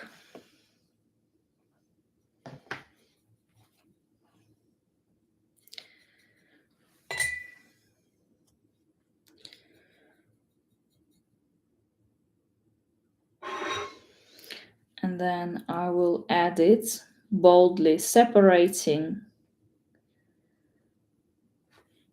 the upper side of the body, and I'm placing it with a brush size number 6. Well, I'm using 8, but you would use 6. Is it better? Yeah, I think this is better. So once I apply this, I'm washing my brush, damping against the tissue, and then I am slightly making soft edges just with my brush, like so. And then I want to darken some of the areas on the tail, so I'm going to be using lamp black and Prussian blue. And I will paint this area too.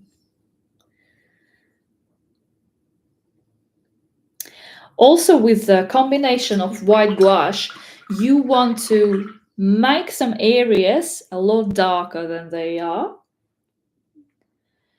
because with application of white gouache in combination with watercolor, they will stand out better. So white will stand out better on darker black colors. And now I'm going to be using Prussian blue with a little bit of lamp black. And I'm applying it in the form of like brush strokes to sort of replicate hair.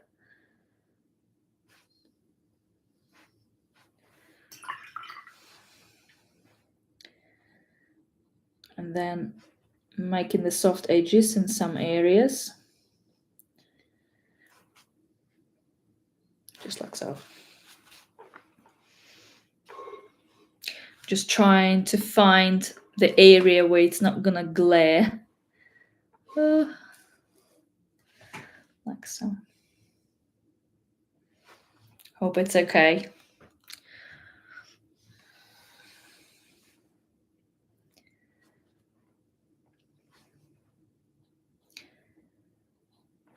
By the way, thank you so much for watching it and being with me today. I'm really pleased with all the response to this watercolor class. And I am planning to do more. So you're very welcome for suggestion. What would you like to paint? What would you like to learn to paint? Or would you like to learn to draw things? Let me know.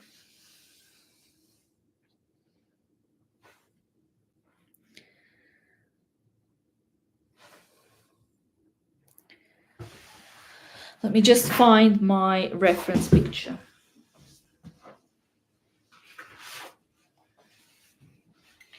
Sorry, my final result I meant.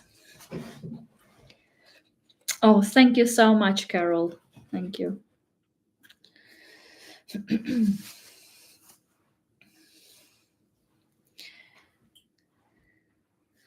Flowers and ocean. Oh yeah, I do love flowers, and never painted ocean, but I tend to right now going through the phase where that all the techniques that I'm using, they are mostly very controlled, where now I'm leaning towards, it's just for my own experiences doing landscapes, and because I love light and colors and washes and bleeds so much, but it's such a different area, so I'm learning myself right now, and I will be probably sharing some of my experience as well and trying to paint it and teach how would I paint it. But at the moment I'm in the progress, especially with landscapes, but I really love it. So you could see I'm really pleased with colors right now. You probably won't be able to see fully on the screen, but I'm really pleased. Also, by exaggerating here, I am combining different colors and balancing them out. So if we look at our reference picture, you can see, if you squint your eyes, pretty easy, and you could almost see it's like 3-4 colors, yeah. But what we're doing, we are exaggerating and finding the way how to use colors more creative way. So you could see that we have here on the reference picture some yellow, oranges, orange color, black, a little bit of white, a little bit of black as well, and that's it. Where if you paint it, it would probably look a little bit boring. So I love to experiment with colors, and I like to play with it really, and I like to put them together. And what really helps me is understanding of color theory, color wheel, how to use it, and it's always and all inspiration for the colors I find in nature, and of course looking at butterflies, different lights can change it, and you can see different colors and butterflies, and you can exaggerate them. And then with the knowledge of color, you can be more creative with color, let's say. Thank you for doing this lesson. Your work is gorgeous. I'm so glad about your calendar. Oh, thank you, Carol. Thank you.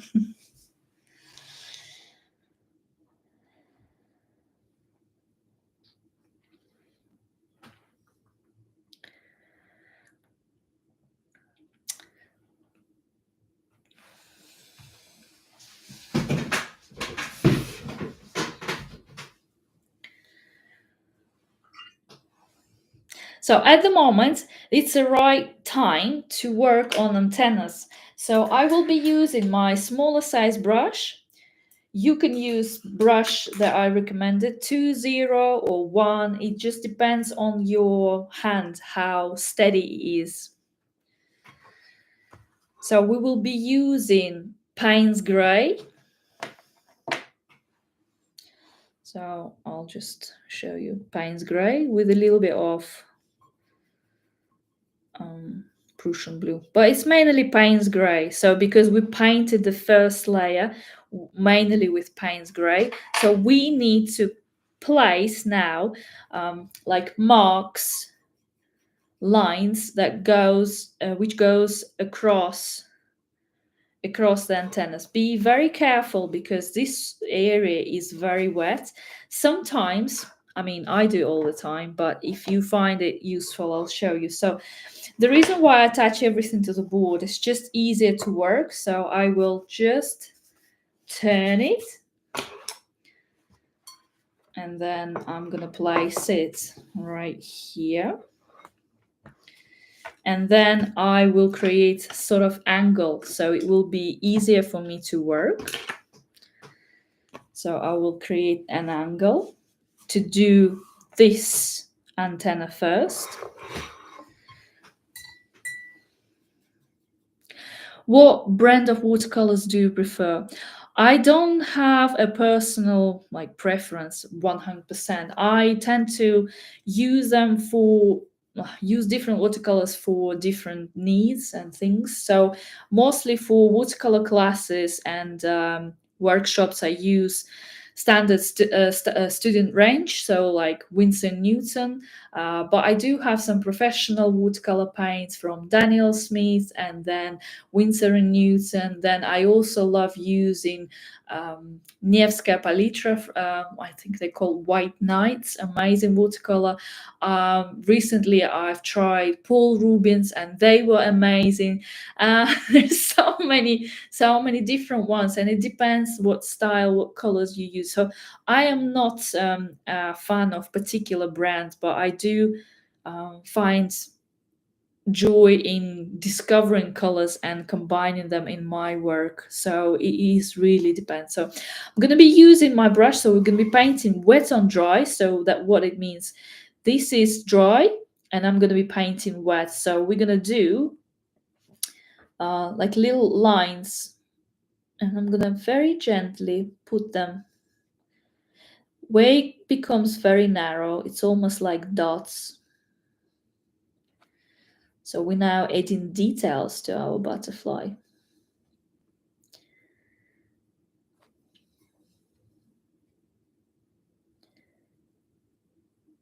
Try not to breathe. And then I put a line just right next to the point where it's going to be like orangey. So I'll put it here.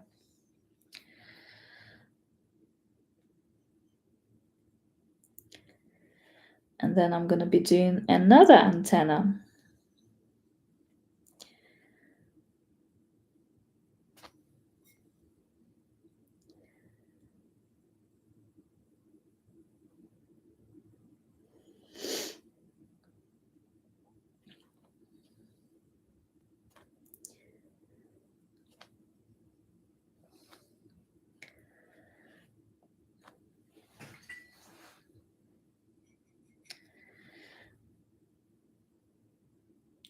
And then I'll put a slight line on one side, and because it's upside down, so it's the line that are closer to the wings, so it will be the line like here and here too, so closer to the wings. Oh, sorry.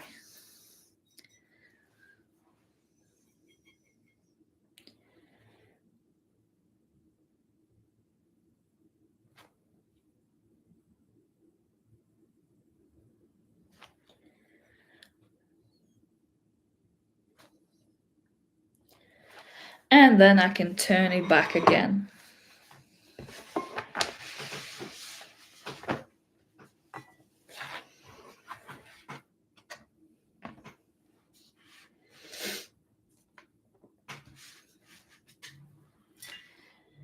This is, by the way, how I prefer and recommend people using watercolor paints. So if you bought them in tubes, squeeze them out and let them dry. Because like I said before, people, especially beginners, they tend to use watercolor paints, not the right amount of paints and water. They tend to use it like gouache or acrylics, where they're using too much of paint and pigment instead of water. So,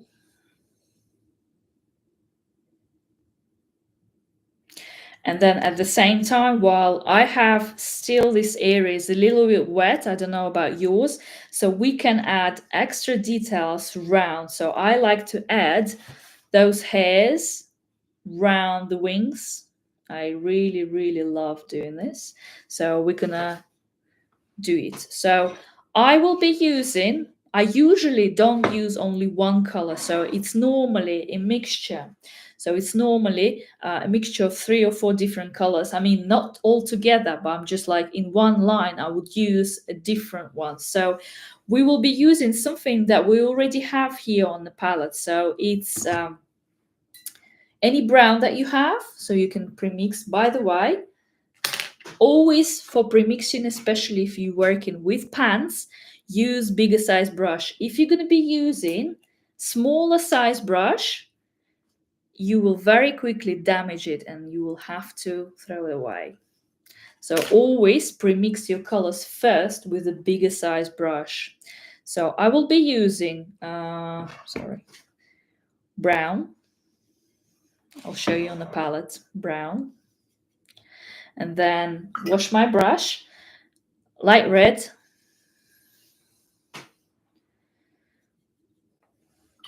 and maybe a little bit of maybe black, yeah, lamp black. So I'll put them all together and I'll just move my colors so you can see like that. So again, with these precise brush strokes, you can angle your work to do the brush strokes. I find that the best brush strokes you can get is if you are making brush strokes towards you, they will be the most neat ones. So I will be just using on my palette, and I'm mixing together like light red with a little bit of lamp black. Again, it's not very saturated. And then my work is slightly angled, so I'll do more like so. And then I will do brush strokes. Again, you start lighter. You can always make it darker. So I'll do it. So I'll just put my brush right to the edge, and then also check if you have any water around the brush. So I have a little bit, so I'm just removing it. And then do brush strokes. Like so.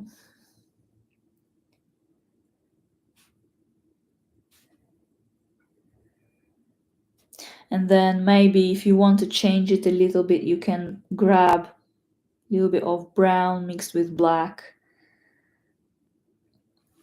Again, probably too much, so I'm adding some water. So these are my brush strokes.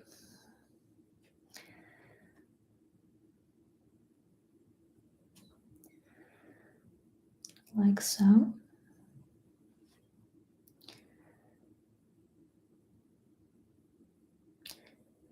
Again, see here, I'm not going for perfectionism, and some of my brush strokes are, they have in different, slightly different directions. So I'd rather use and create like a slightly wonky image.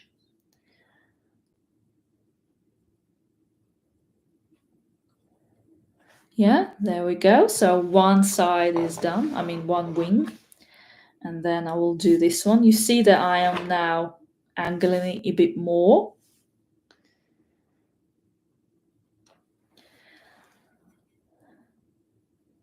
Using more of light red mixed with lamp black. But it's more like on a red, with red color.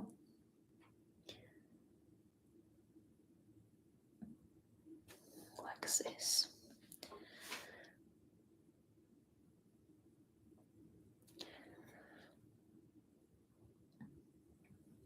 I also wanted to ask, what content do you enjoy the most on my Instagram?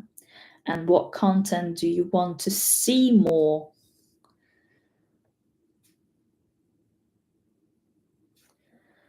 So I've done this side, and then I'm turning it.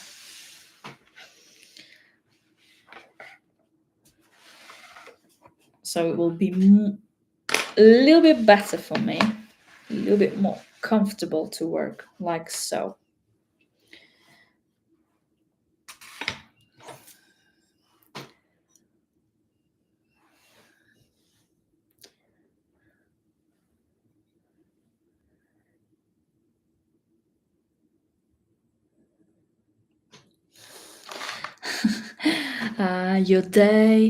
Your day behind the scene tour of your art, tour of your studio, organization, cleaning.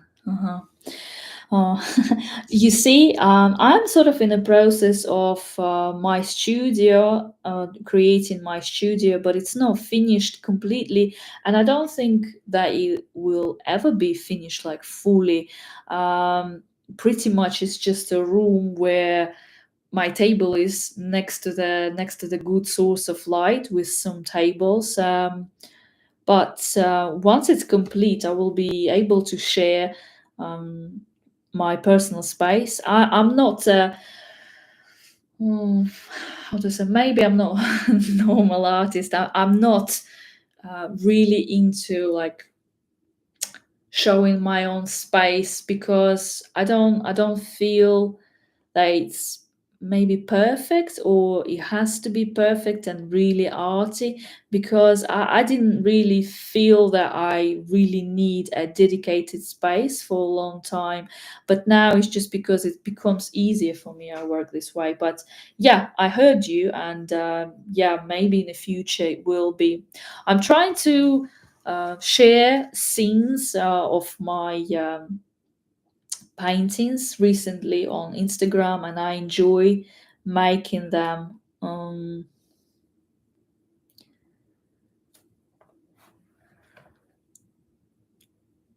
Whole of new supply. Yeah, yeah.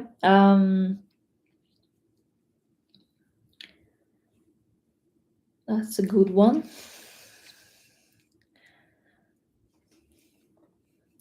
I love the butterflies and also the finger.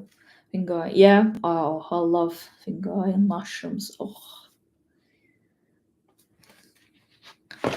I will be doing more watercolor classes on mushrooms closer to the autumn.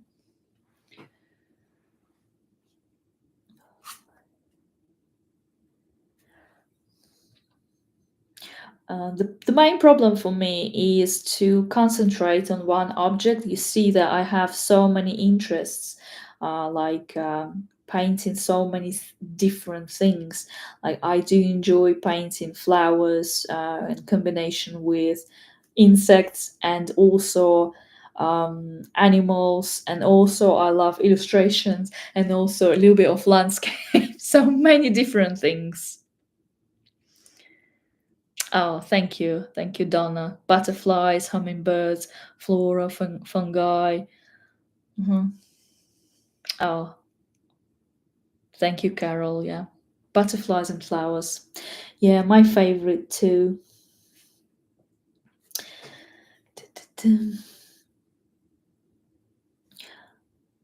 Right, so now you see that I'm finished with all the small details of all the small hairs that goes just around the butterfly. Yeah, you're about to see, yeah.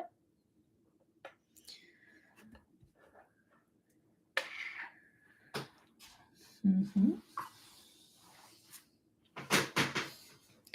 And now it's time to work on our main image of butterfly. I'm just checking it, and so I will show you the final results. So you could see that I've added mostly all these details with combination of gouache, but before I added them, I added my signature brush strokes, and I'm showing you how I do it usually. So normally it's these brush strokes are overlapping the previous layer but not overpowering. So you could see that in the areas where it's quite, yeah, I don't know, can you see? Okay, let me just angle.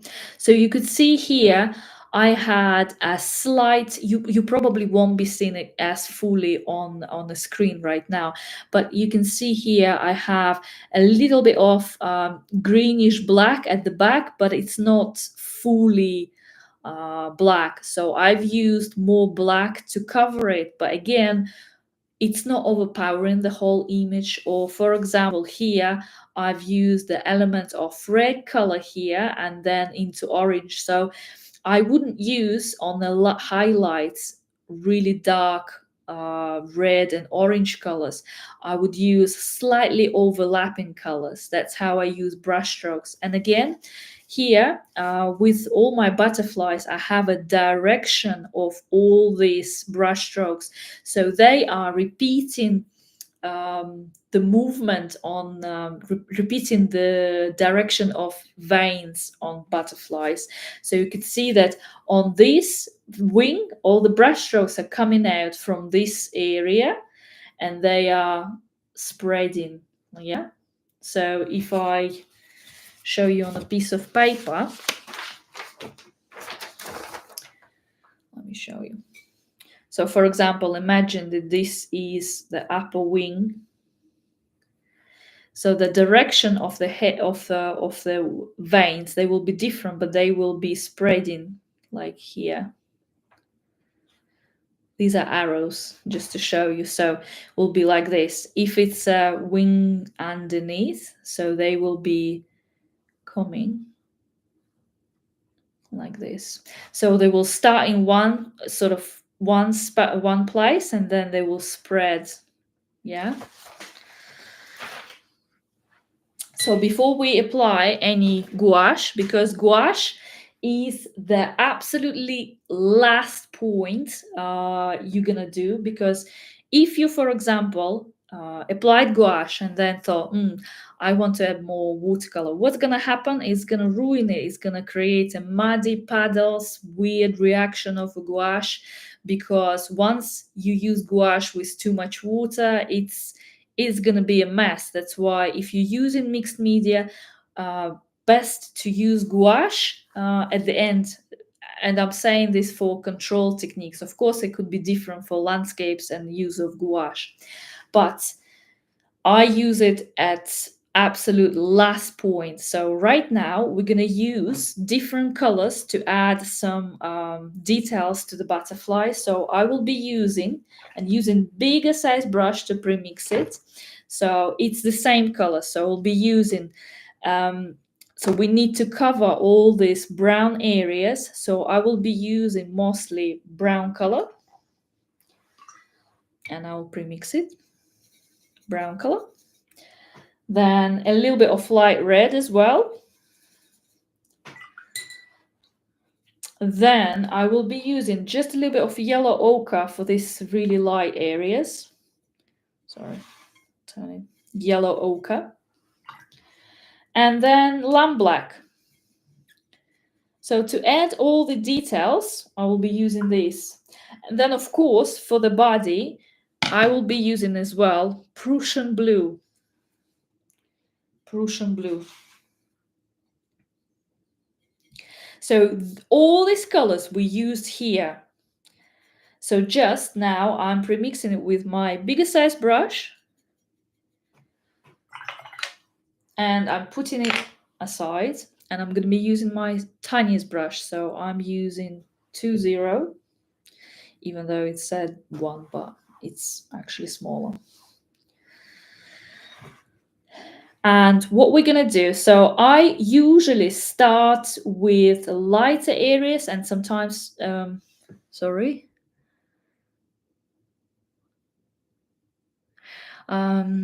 I use wet on dry water pilot. Sorry, Donna, could you please repeat the question? I didn't really understand about water pilot.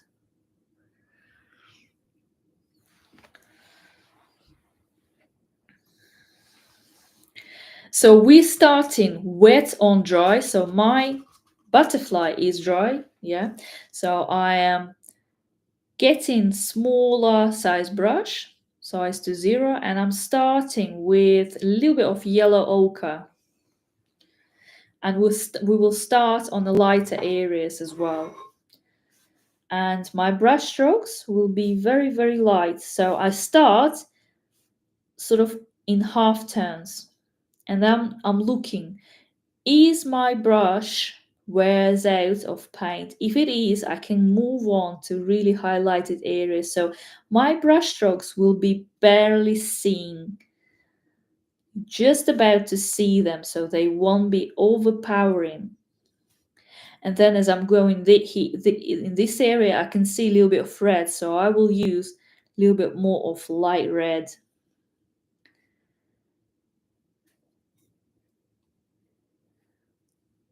Like this. And then as I'm going down, I will be using a bit more of brown and then lamp black to overlap. Overpower. Can you use wet on dry watercolors? Can you use wet on dry watercolors? You could, yes, you could. You could not use gouache. That's fine. And I will explain this for you once we start doing this with gouache, how you can do it, Donna. So don't worry. So at the moment, so you can see here is more black, and we're going to be using more black and brown for these areas. So my brush strokes are covering it. And then I'll show you here that how I place my brush strokes. So essentially, I don't place them like this. They're not looking like this. They are more randomly, yeah. Some are lighter, some are bigger, some are shorter. Again, I'm just not comfortable to hold it, but again, it comes with experience that you will be able to produce very light, very neat brush strokes. It does come with experience. How do manage to keep the paper clean while you're painting? Do you have a glove, a paper, or something else? That's a very good question. It's just I didn't bother covering it today. But normally, if I'm working for a commission or I'm working for the painting that I'm going to be selling, or I really needed to give away, or so I know that I would need it, I will make sure that I protect it, because I am quite a messy person. So normally, if you have tracing paper or just normal paper from the printer, you would cut out the image of the butterfly and attach the rest of the paper here. So you will have like paper covering all the corners. So you won't have anything to do, so you won't have any drops on this size. Yeah. Also you can use tracing paper. Also here I would like to add, so it depends on the paper what you're working with. So with hot press paper, definitely I will use a protection, especially if I am planning to cover the whole the whole paper, because hot press paper is very sensitive to natural oils on our hands. So make sure that you don't put any cream before you paint, and make sure you either covering this side of the hand. It could be like a cotton glove or special device, special gear that you can buy on internet. There's plenty, but you can use just a normal glove. Just cut this 3-finger out on the glove, so you will have just these 2 fingers in the glove, like here. I think I did have the video about how to protect your artwork on YouTube, so you can have a look there. But normally protection round can be done just with a simple piece of paper.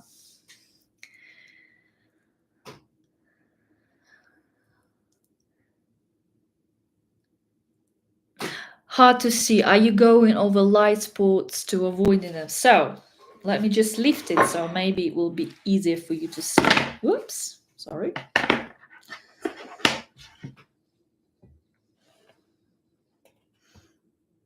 Is it better? So the thing is, it's hard to see because it's meant to be hard to see. So I am adding texture and I'm replicating the scales, but also you can just about see those brush strokes. So your reference would be like, what colors did I apply here? If I use more light red, I would pre-mix more light red just to overlap these colors. If I see that here I use a little bit more blue color, I would use this Prussian blue here, but again, light one.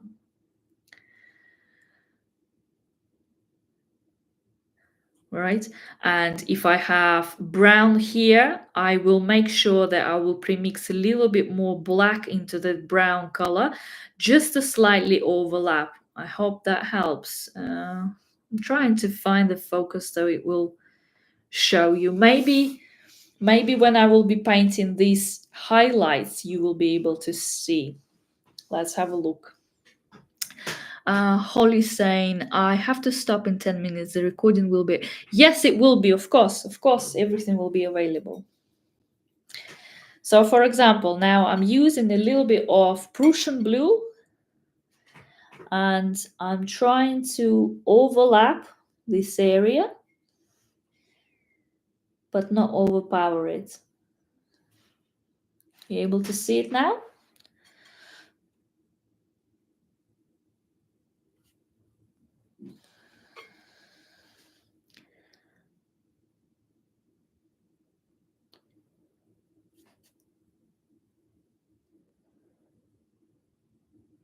Like this. I'm trying to move it. Can you see it? I hope you can.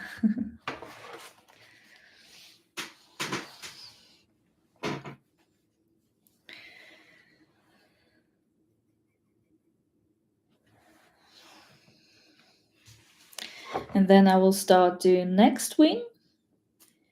The brush strokes will go from this point,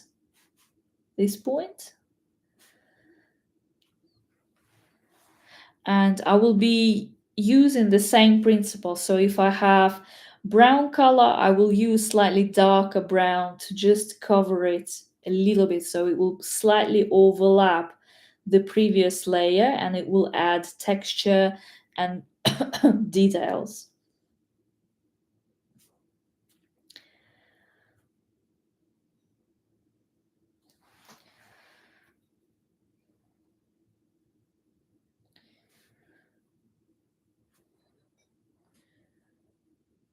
Like so.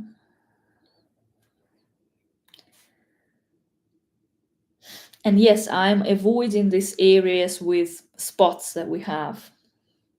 I'm not covering them.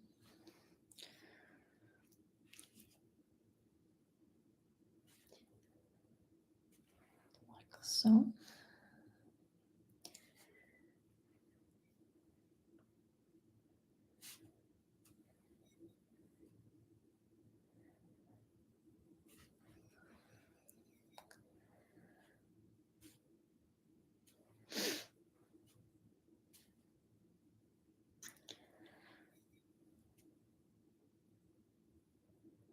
I'm trying to exaggerate so it will be seen better on the screen.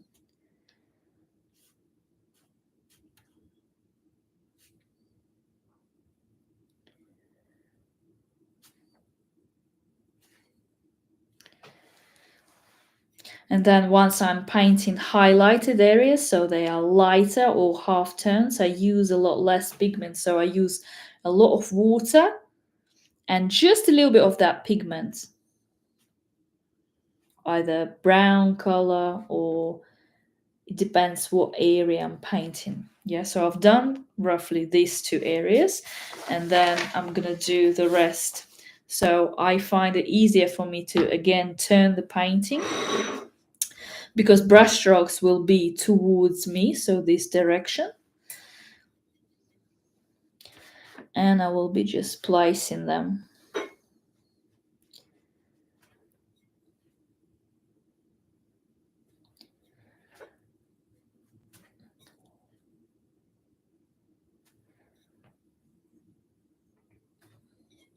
Normally on a butterfly like this, I would spend 3 to 4 hours. It really depends. Like today, it's not an ideal example because I had to spend like a lot of time on explanation and everything. But if I was doing it myself, it's probably looking like 3 hours with this size of image. Um, so yeah, normally I paint simultaneously a few pictures because I don't use hair dryer because it can change and adjust the colors and how they drying out on the paper. So I tend to not to use it hair dryer. I would use it for landscapes, but for most of my pictures that I paint, I don't use hair dryer.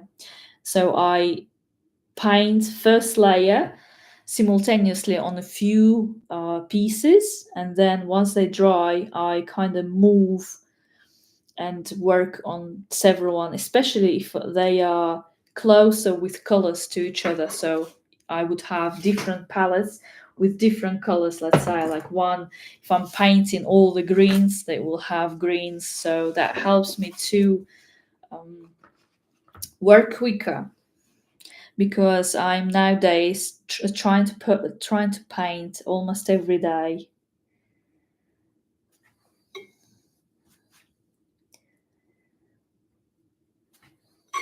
If you have any more questions, let me know.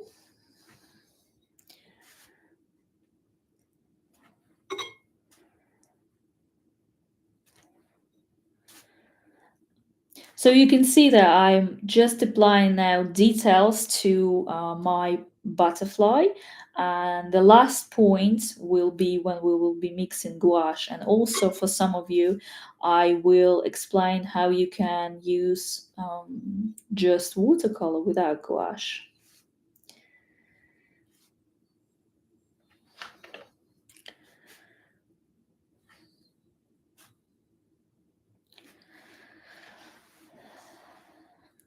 You can see how much texture it brings, adding those brush strokes, how much detail.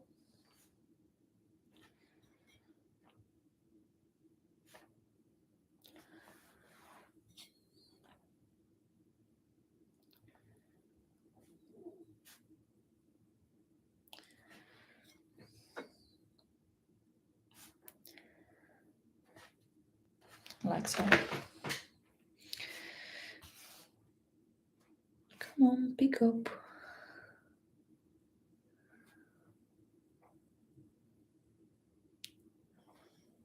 Yeah. So you could see that in this area, in these areas, I didn't use black or anything, so not to overpower it.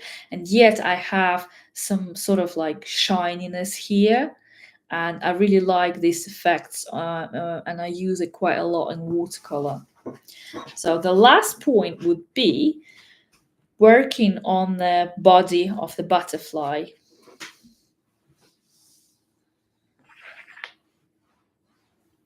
So if you don't have gouache, I would recommend you, first of all, is working with tonal values.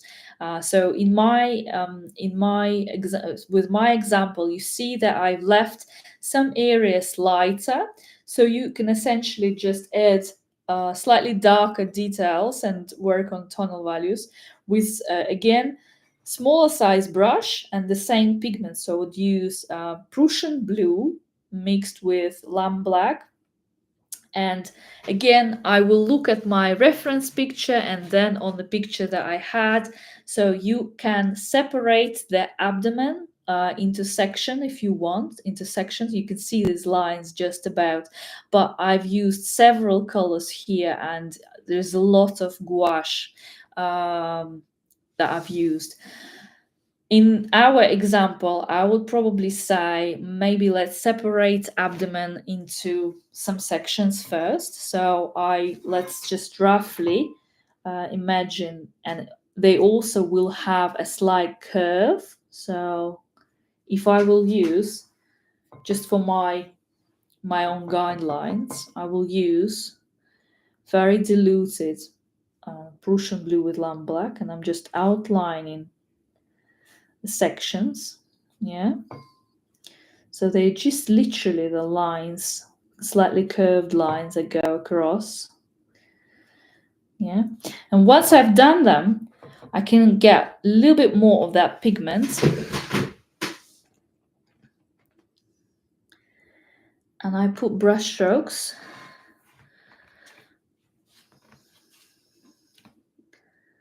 Like so.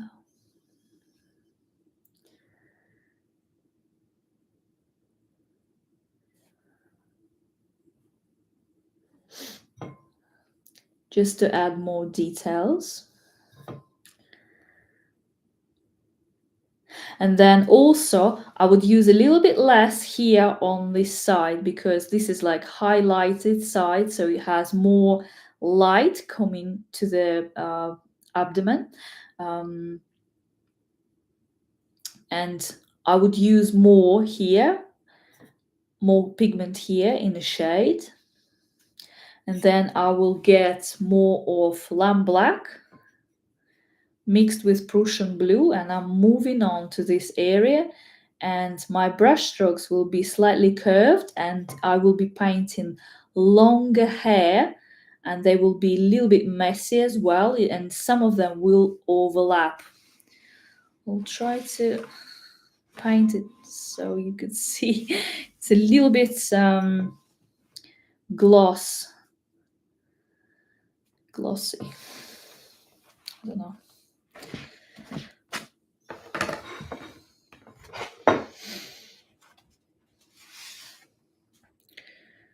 Will you be able to see it?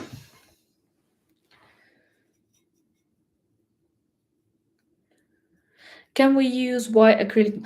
Essentially for these details, but they will be white. Am I right? So if they white color, I'm not going to be using just purely white. Apart from these areas, white areas we can add, but we will be mixing white with different colors. So I'm not sure about this white acrylic colors. What markers? Sorry.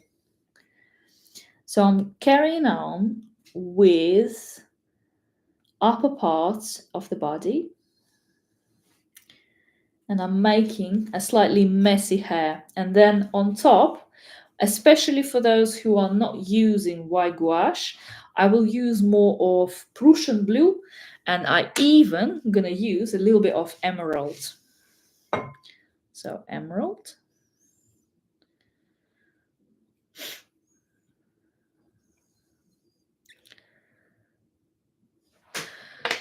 Will this video available after the ending? Of course, yes, it will be. So I mixed Prussian blue with some emerald, and I will be adding a few lines on the main body. Again, I will start with the shady area first, and then I will use as very diluted colors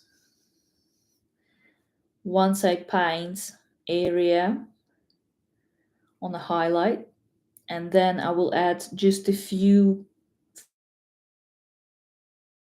on the belly.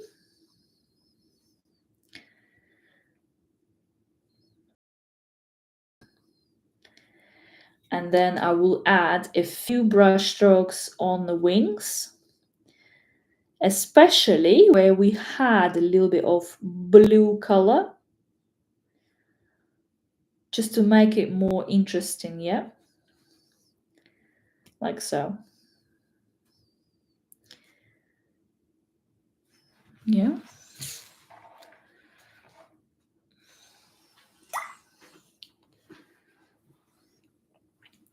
And then to build up more colors here, if you're not using gouache, you would probably need to use lamp black with some Prussian blue. And then your guidelines will be just looking at the reference picture and trying to replicate and paint some hairs on butterfly. Some of them will be darker, some of them will be lighter.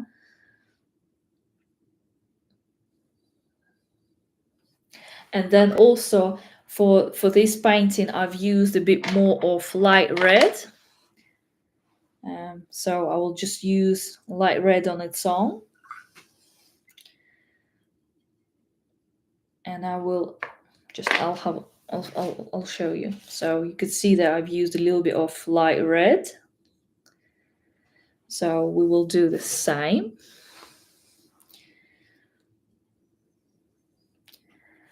And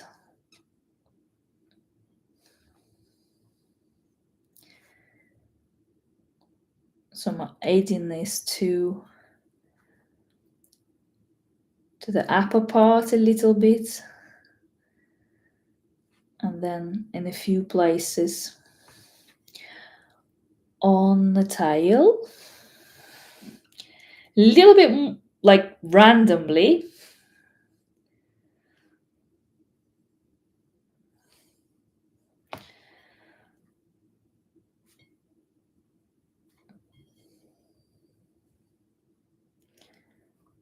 Like so.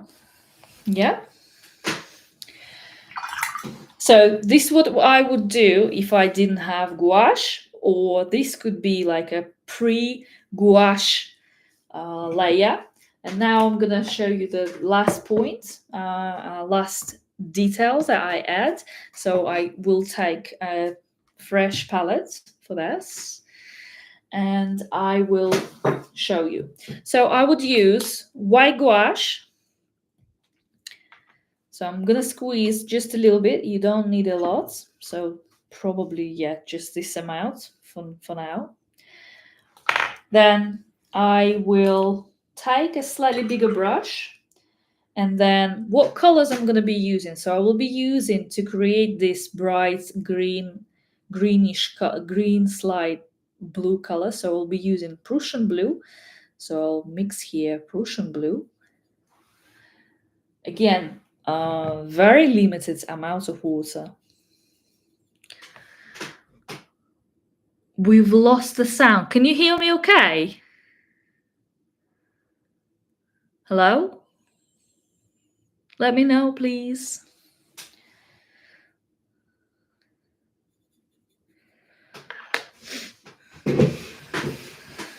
Hello? Can you hear me? Yes, thank you, thank you.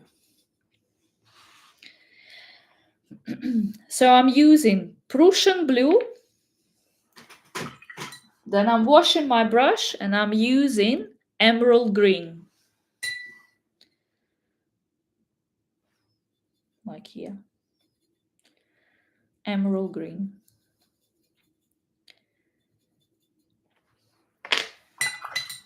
Then I'm gonna use my smaller size brush, and I will use a little bit of both. So I'll mix them together a little bit. And then I almost don't have any water, so I will use white gouache. And then this thickness of this white gouache, I would probably say, if you imagine a very like full fat yogurt, or even like a sour cream, but it's not runny at all. And then you can adjust colors with all the colors and water that you have here to really work on the colors that you need. So for example, in my instance, I want to make it a little bit more saturated in color, so I'm just grabbing this Prussian blue, and you can see it almost becomes like gouache, so it's very thick. And then I'm coming back straight in my pan, emerald green. You can see the concentration, yeah, and it's not runny at all. And then I will do my brush strokes. Again, I will place my hand so it's fully on the paper, and my brush strokes will be very neat. And it's good idea if you can test your brush strokes. So let me get a piece of paper and then test it first. That's quite good. So let's try it. You can sometimes go to your jar and just a little bit dip just the end of your brush in the water. Let's try to do it. Let's add brush strokes, highlights this color. Oh, that's nice. I hope you can see it, okay. So my brush strokes are sort of crossing in some places.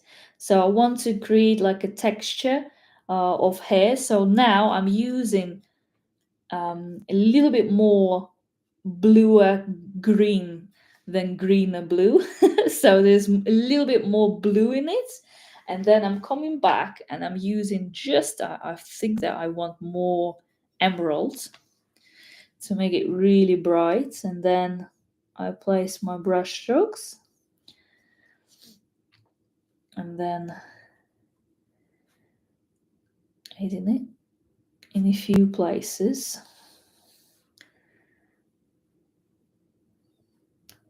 And some of them will be very long, and they only will be seen if the area around the body was dark, because if it was really light, you won't be able to see anything.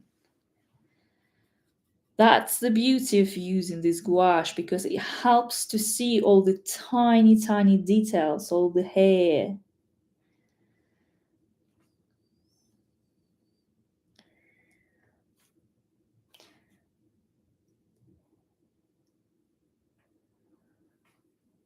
Like so.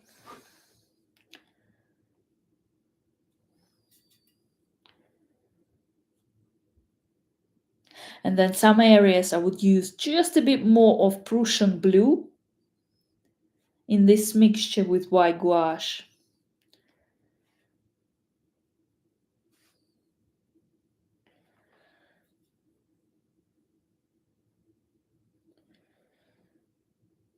Yeah.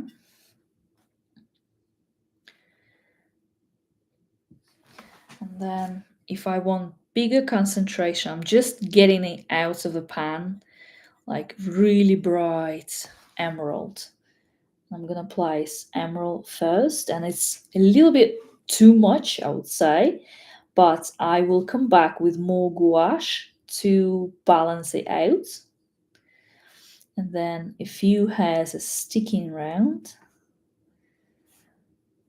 a little bit chaotic. And then I also used this color on the sides and a little bit on the body and a little bit on the wings. So don't just use in one area. You can just apply just a little bit, just a few brush strokes here and there. So it will be more balanced.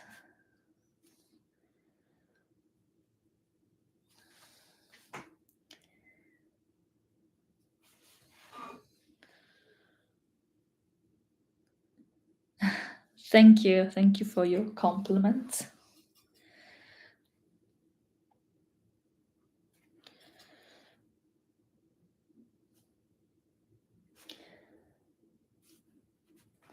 Just like so, yeah.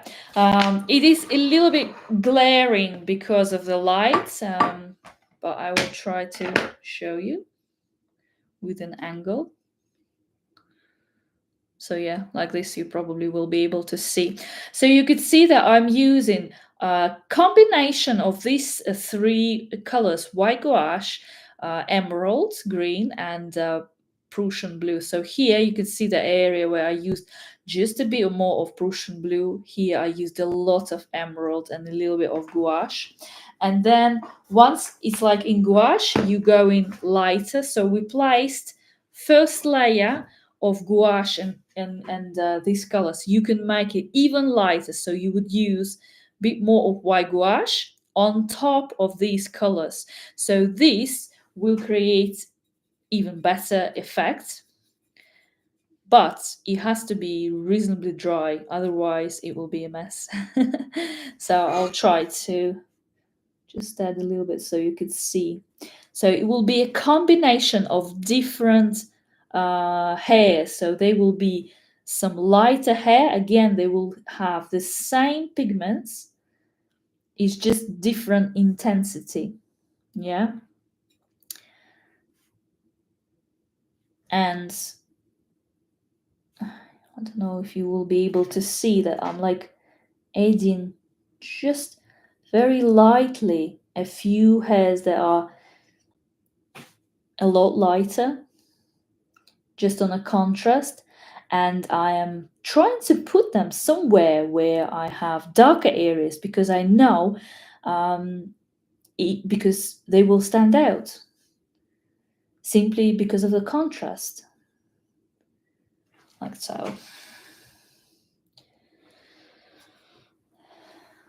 And then also on my reference picture, I've used a lighter areas here. So I've used light red with a little bit of white gouache and white gouache with a little bit of probably yellow or ochre. Let's just try to start with just addition of light red. By the way, we're going to finish soon, so don't worry. We're nearly there.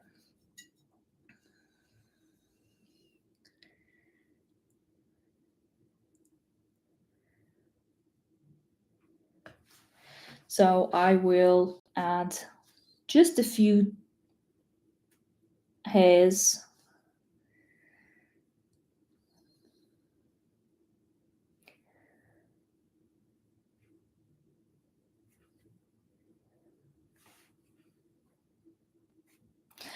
The biggest problem with adding details is when is the right time to stop, and I unfortunately don't have the answer to it. It's when you like it the most, but I've spoiled so many paintings when I thought, oh no, I need to keep going. I need to add more details, and then it just didn't work, or you could see that it was just overworked.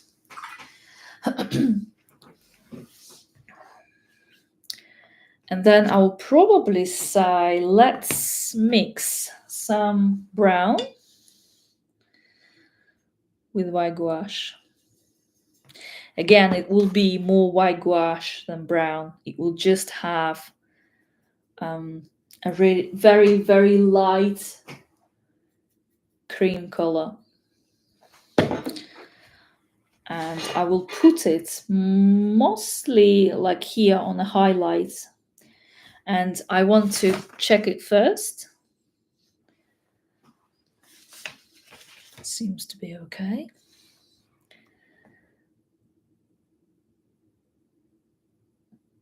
Yeah, I'm pleased.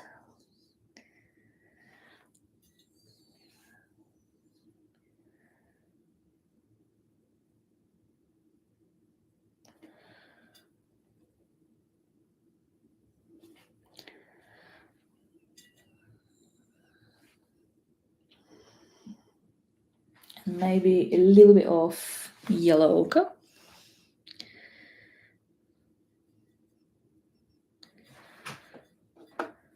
How about to use some shimmering acrylics using...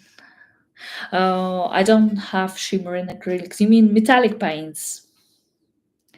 And then just to have more balance, I would add white gouache with yellow ochre, and I will place a little bit just next to that spot.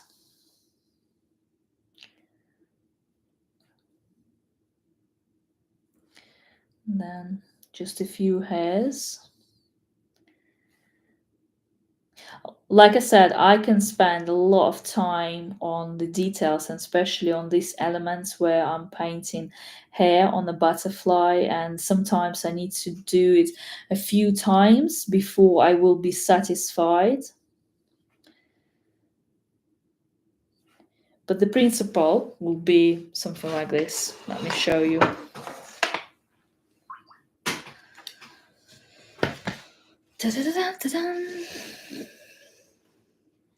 I don't know if you will be able to see it, but yeah. I would say that I would spend a bit more time on the wings, making and working with more light red, just to counterbalance it. I'm very pleased with the body, and I really like how it turned out with the colors and the shininess. So I would spend definitely more time adding a little bit more of red and orange color.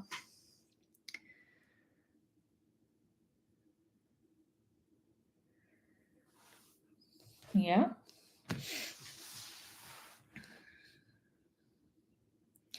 How you guys doing? I'm just here. Um, Want to say thank you so much to absolutely everyone who joined and who will be watching it later and trying to complete it. And I really hope that it helped you, and I really hope that I gave you some knowledge and some tips, and showed you some techniques that you didn't know. I'm very, very pleased that all of you been with me to get together today. And I would ask you to, if you complete this image, could you please share it on Instagram and tag me? And remember that I will randomly pick 3 people, and I will send postcards or stickers, and I will contact you. I'm just reading your comments. Oh, thank you so much, Maria. I have to run, but thank you so much. I'm so pleased. Oh, well. Thank you. Thank you, thank you, thank you to absolutely everyone. Yes, yes. And don't forget to share, and I will make sure that I will contact you and pick those um, who shared the picture on Instagram and tagged me. Thank you so much, and I will see you next time, guys. Thank you. Bye.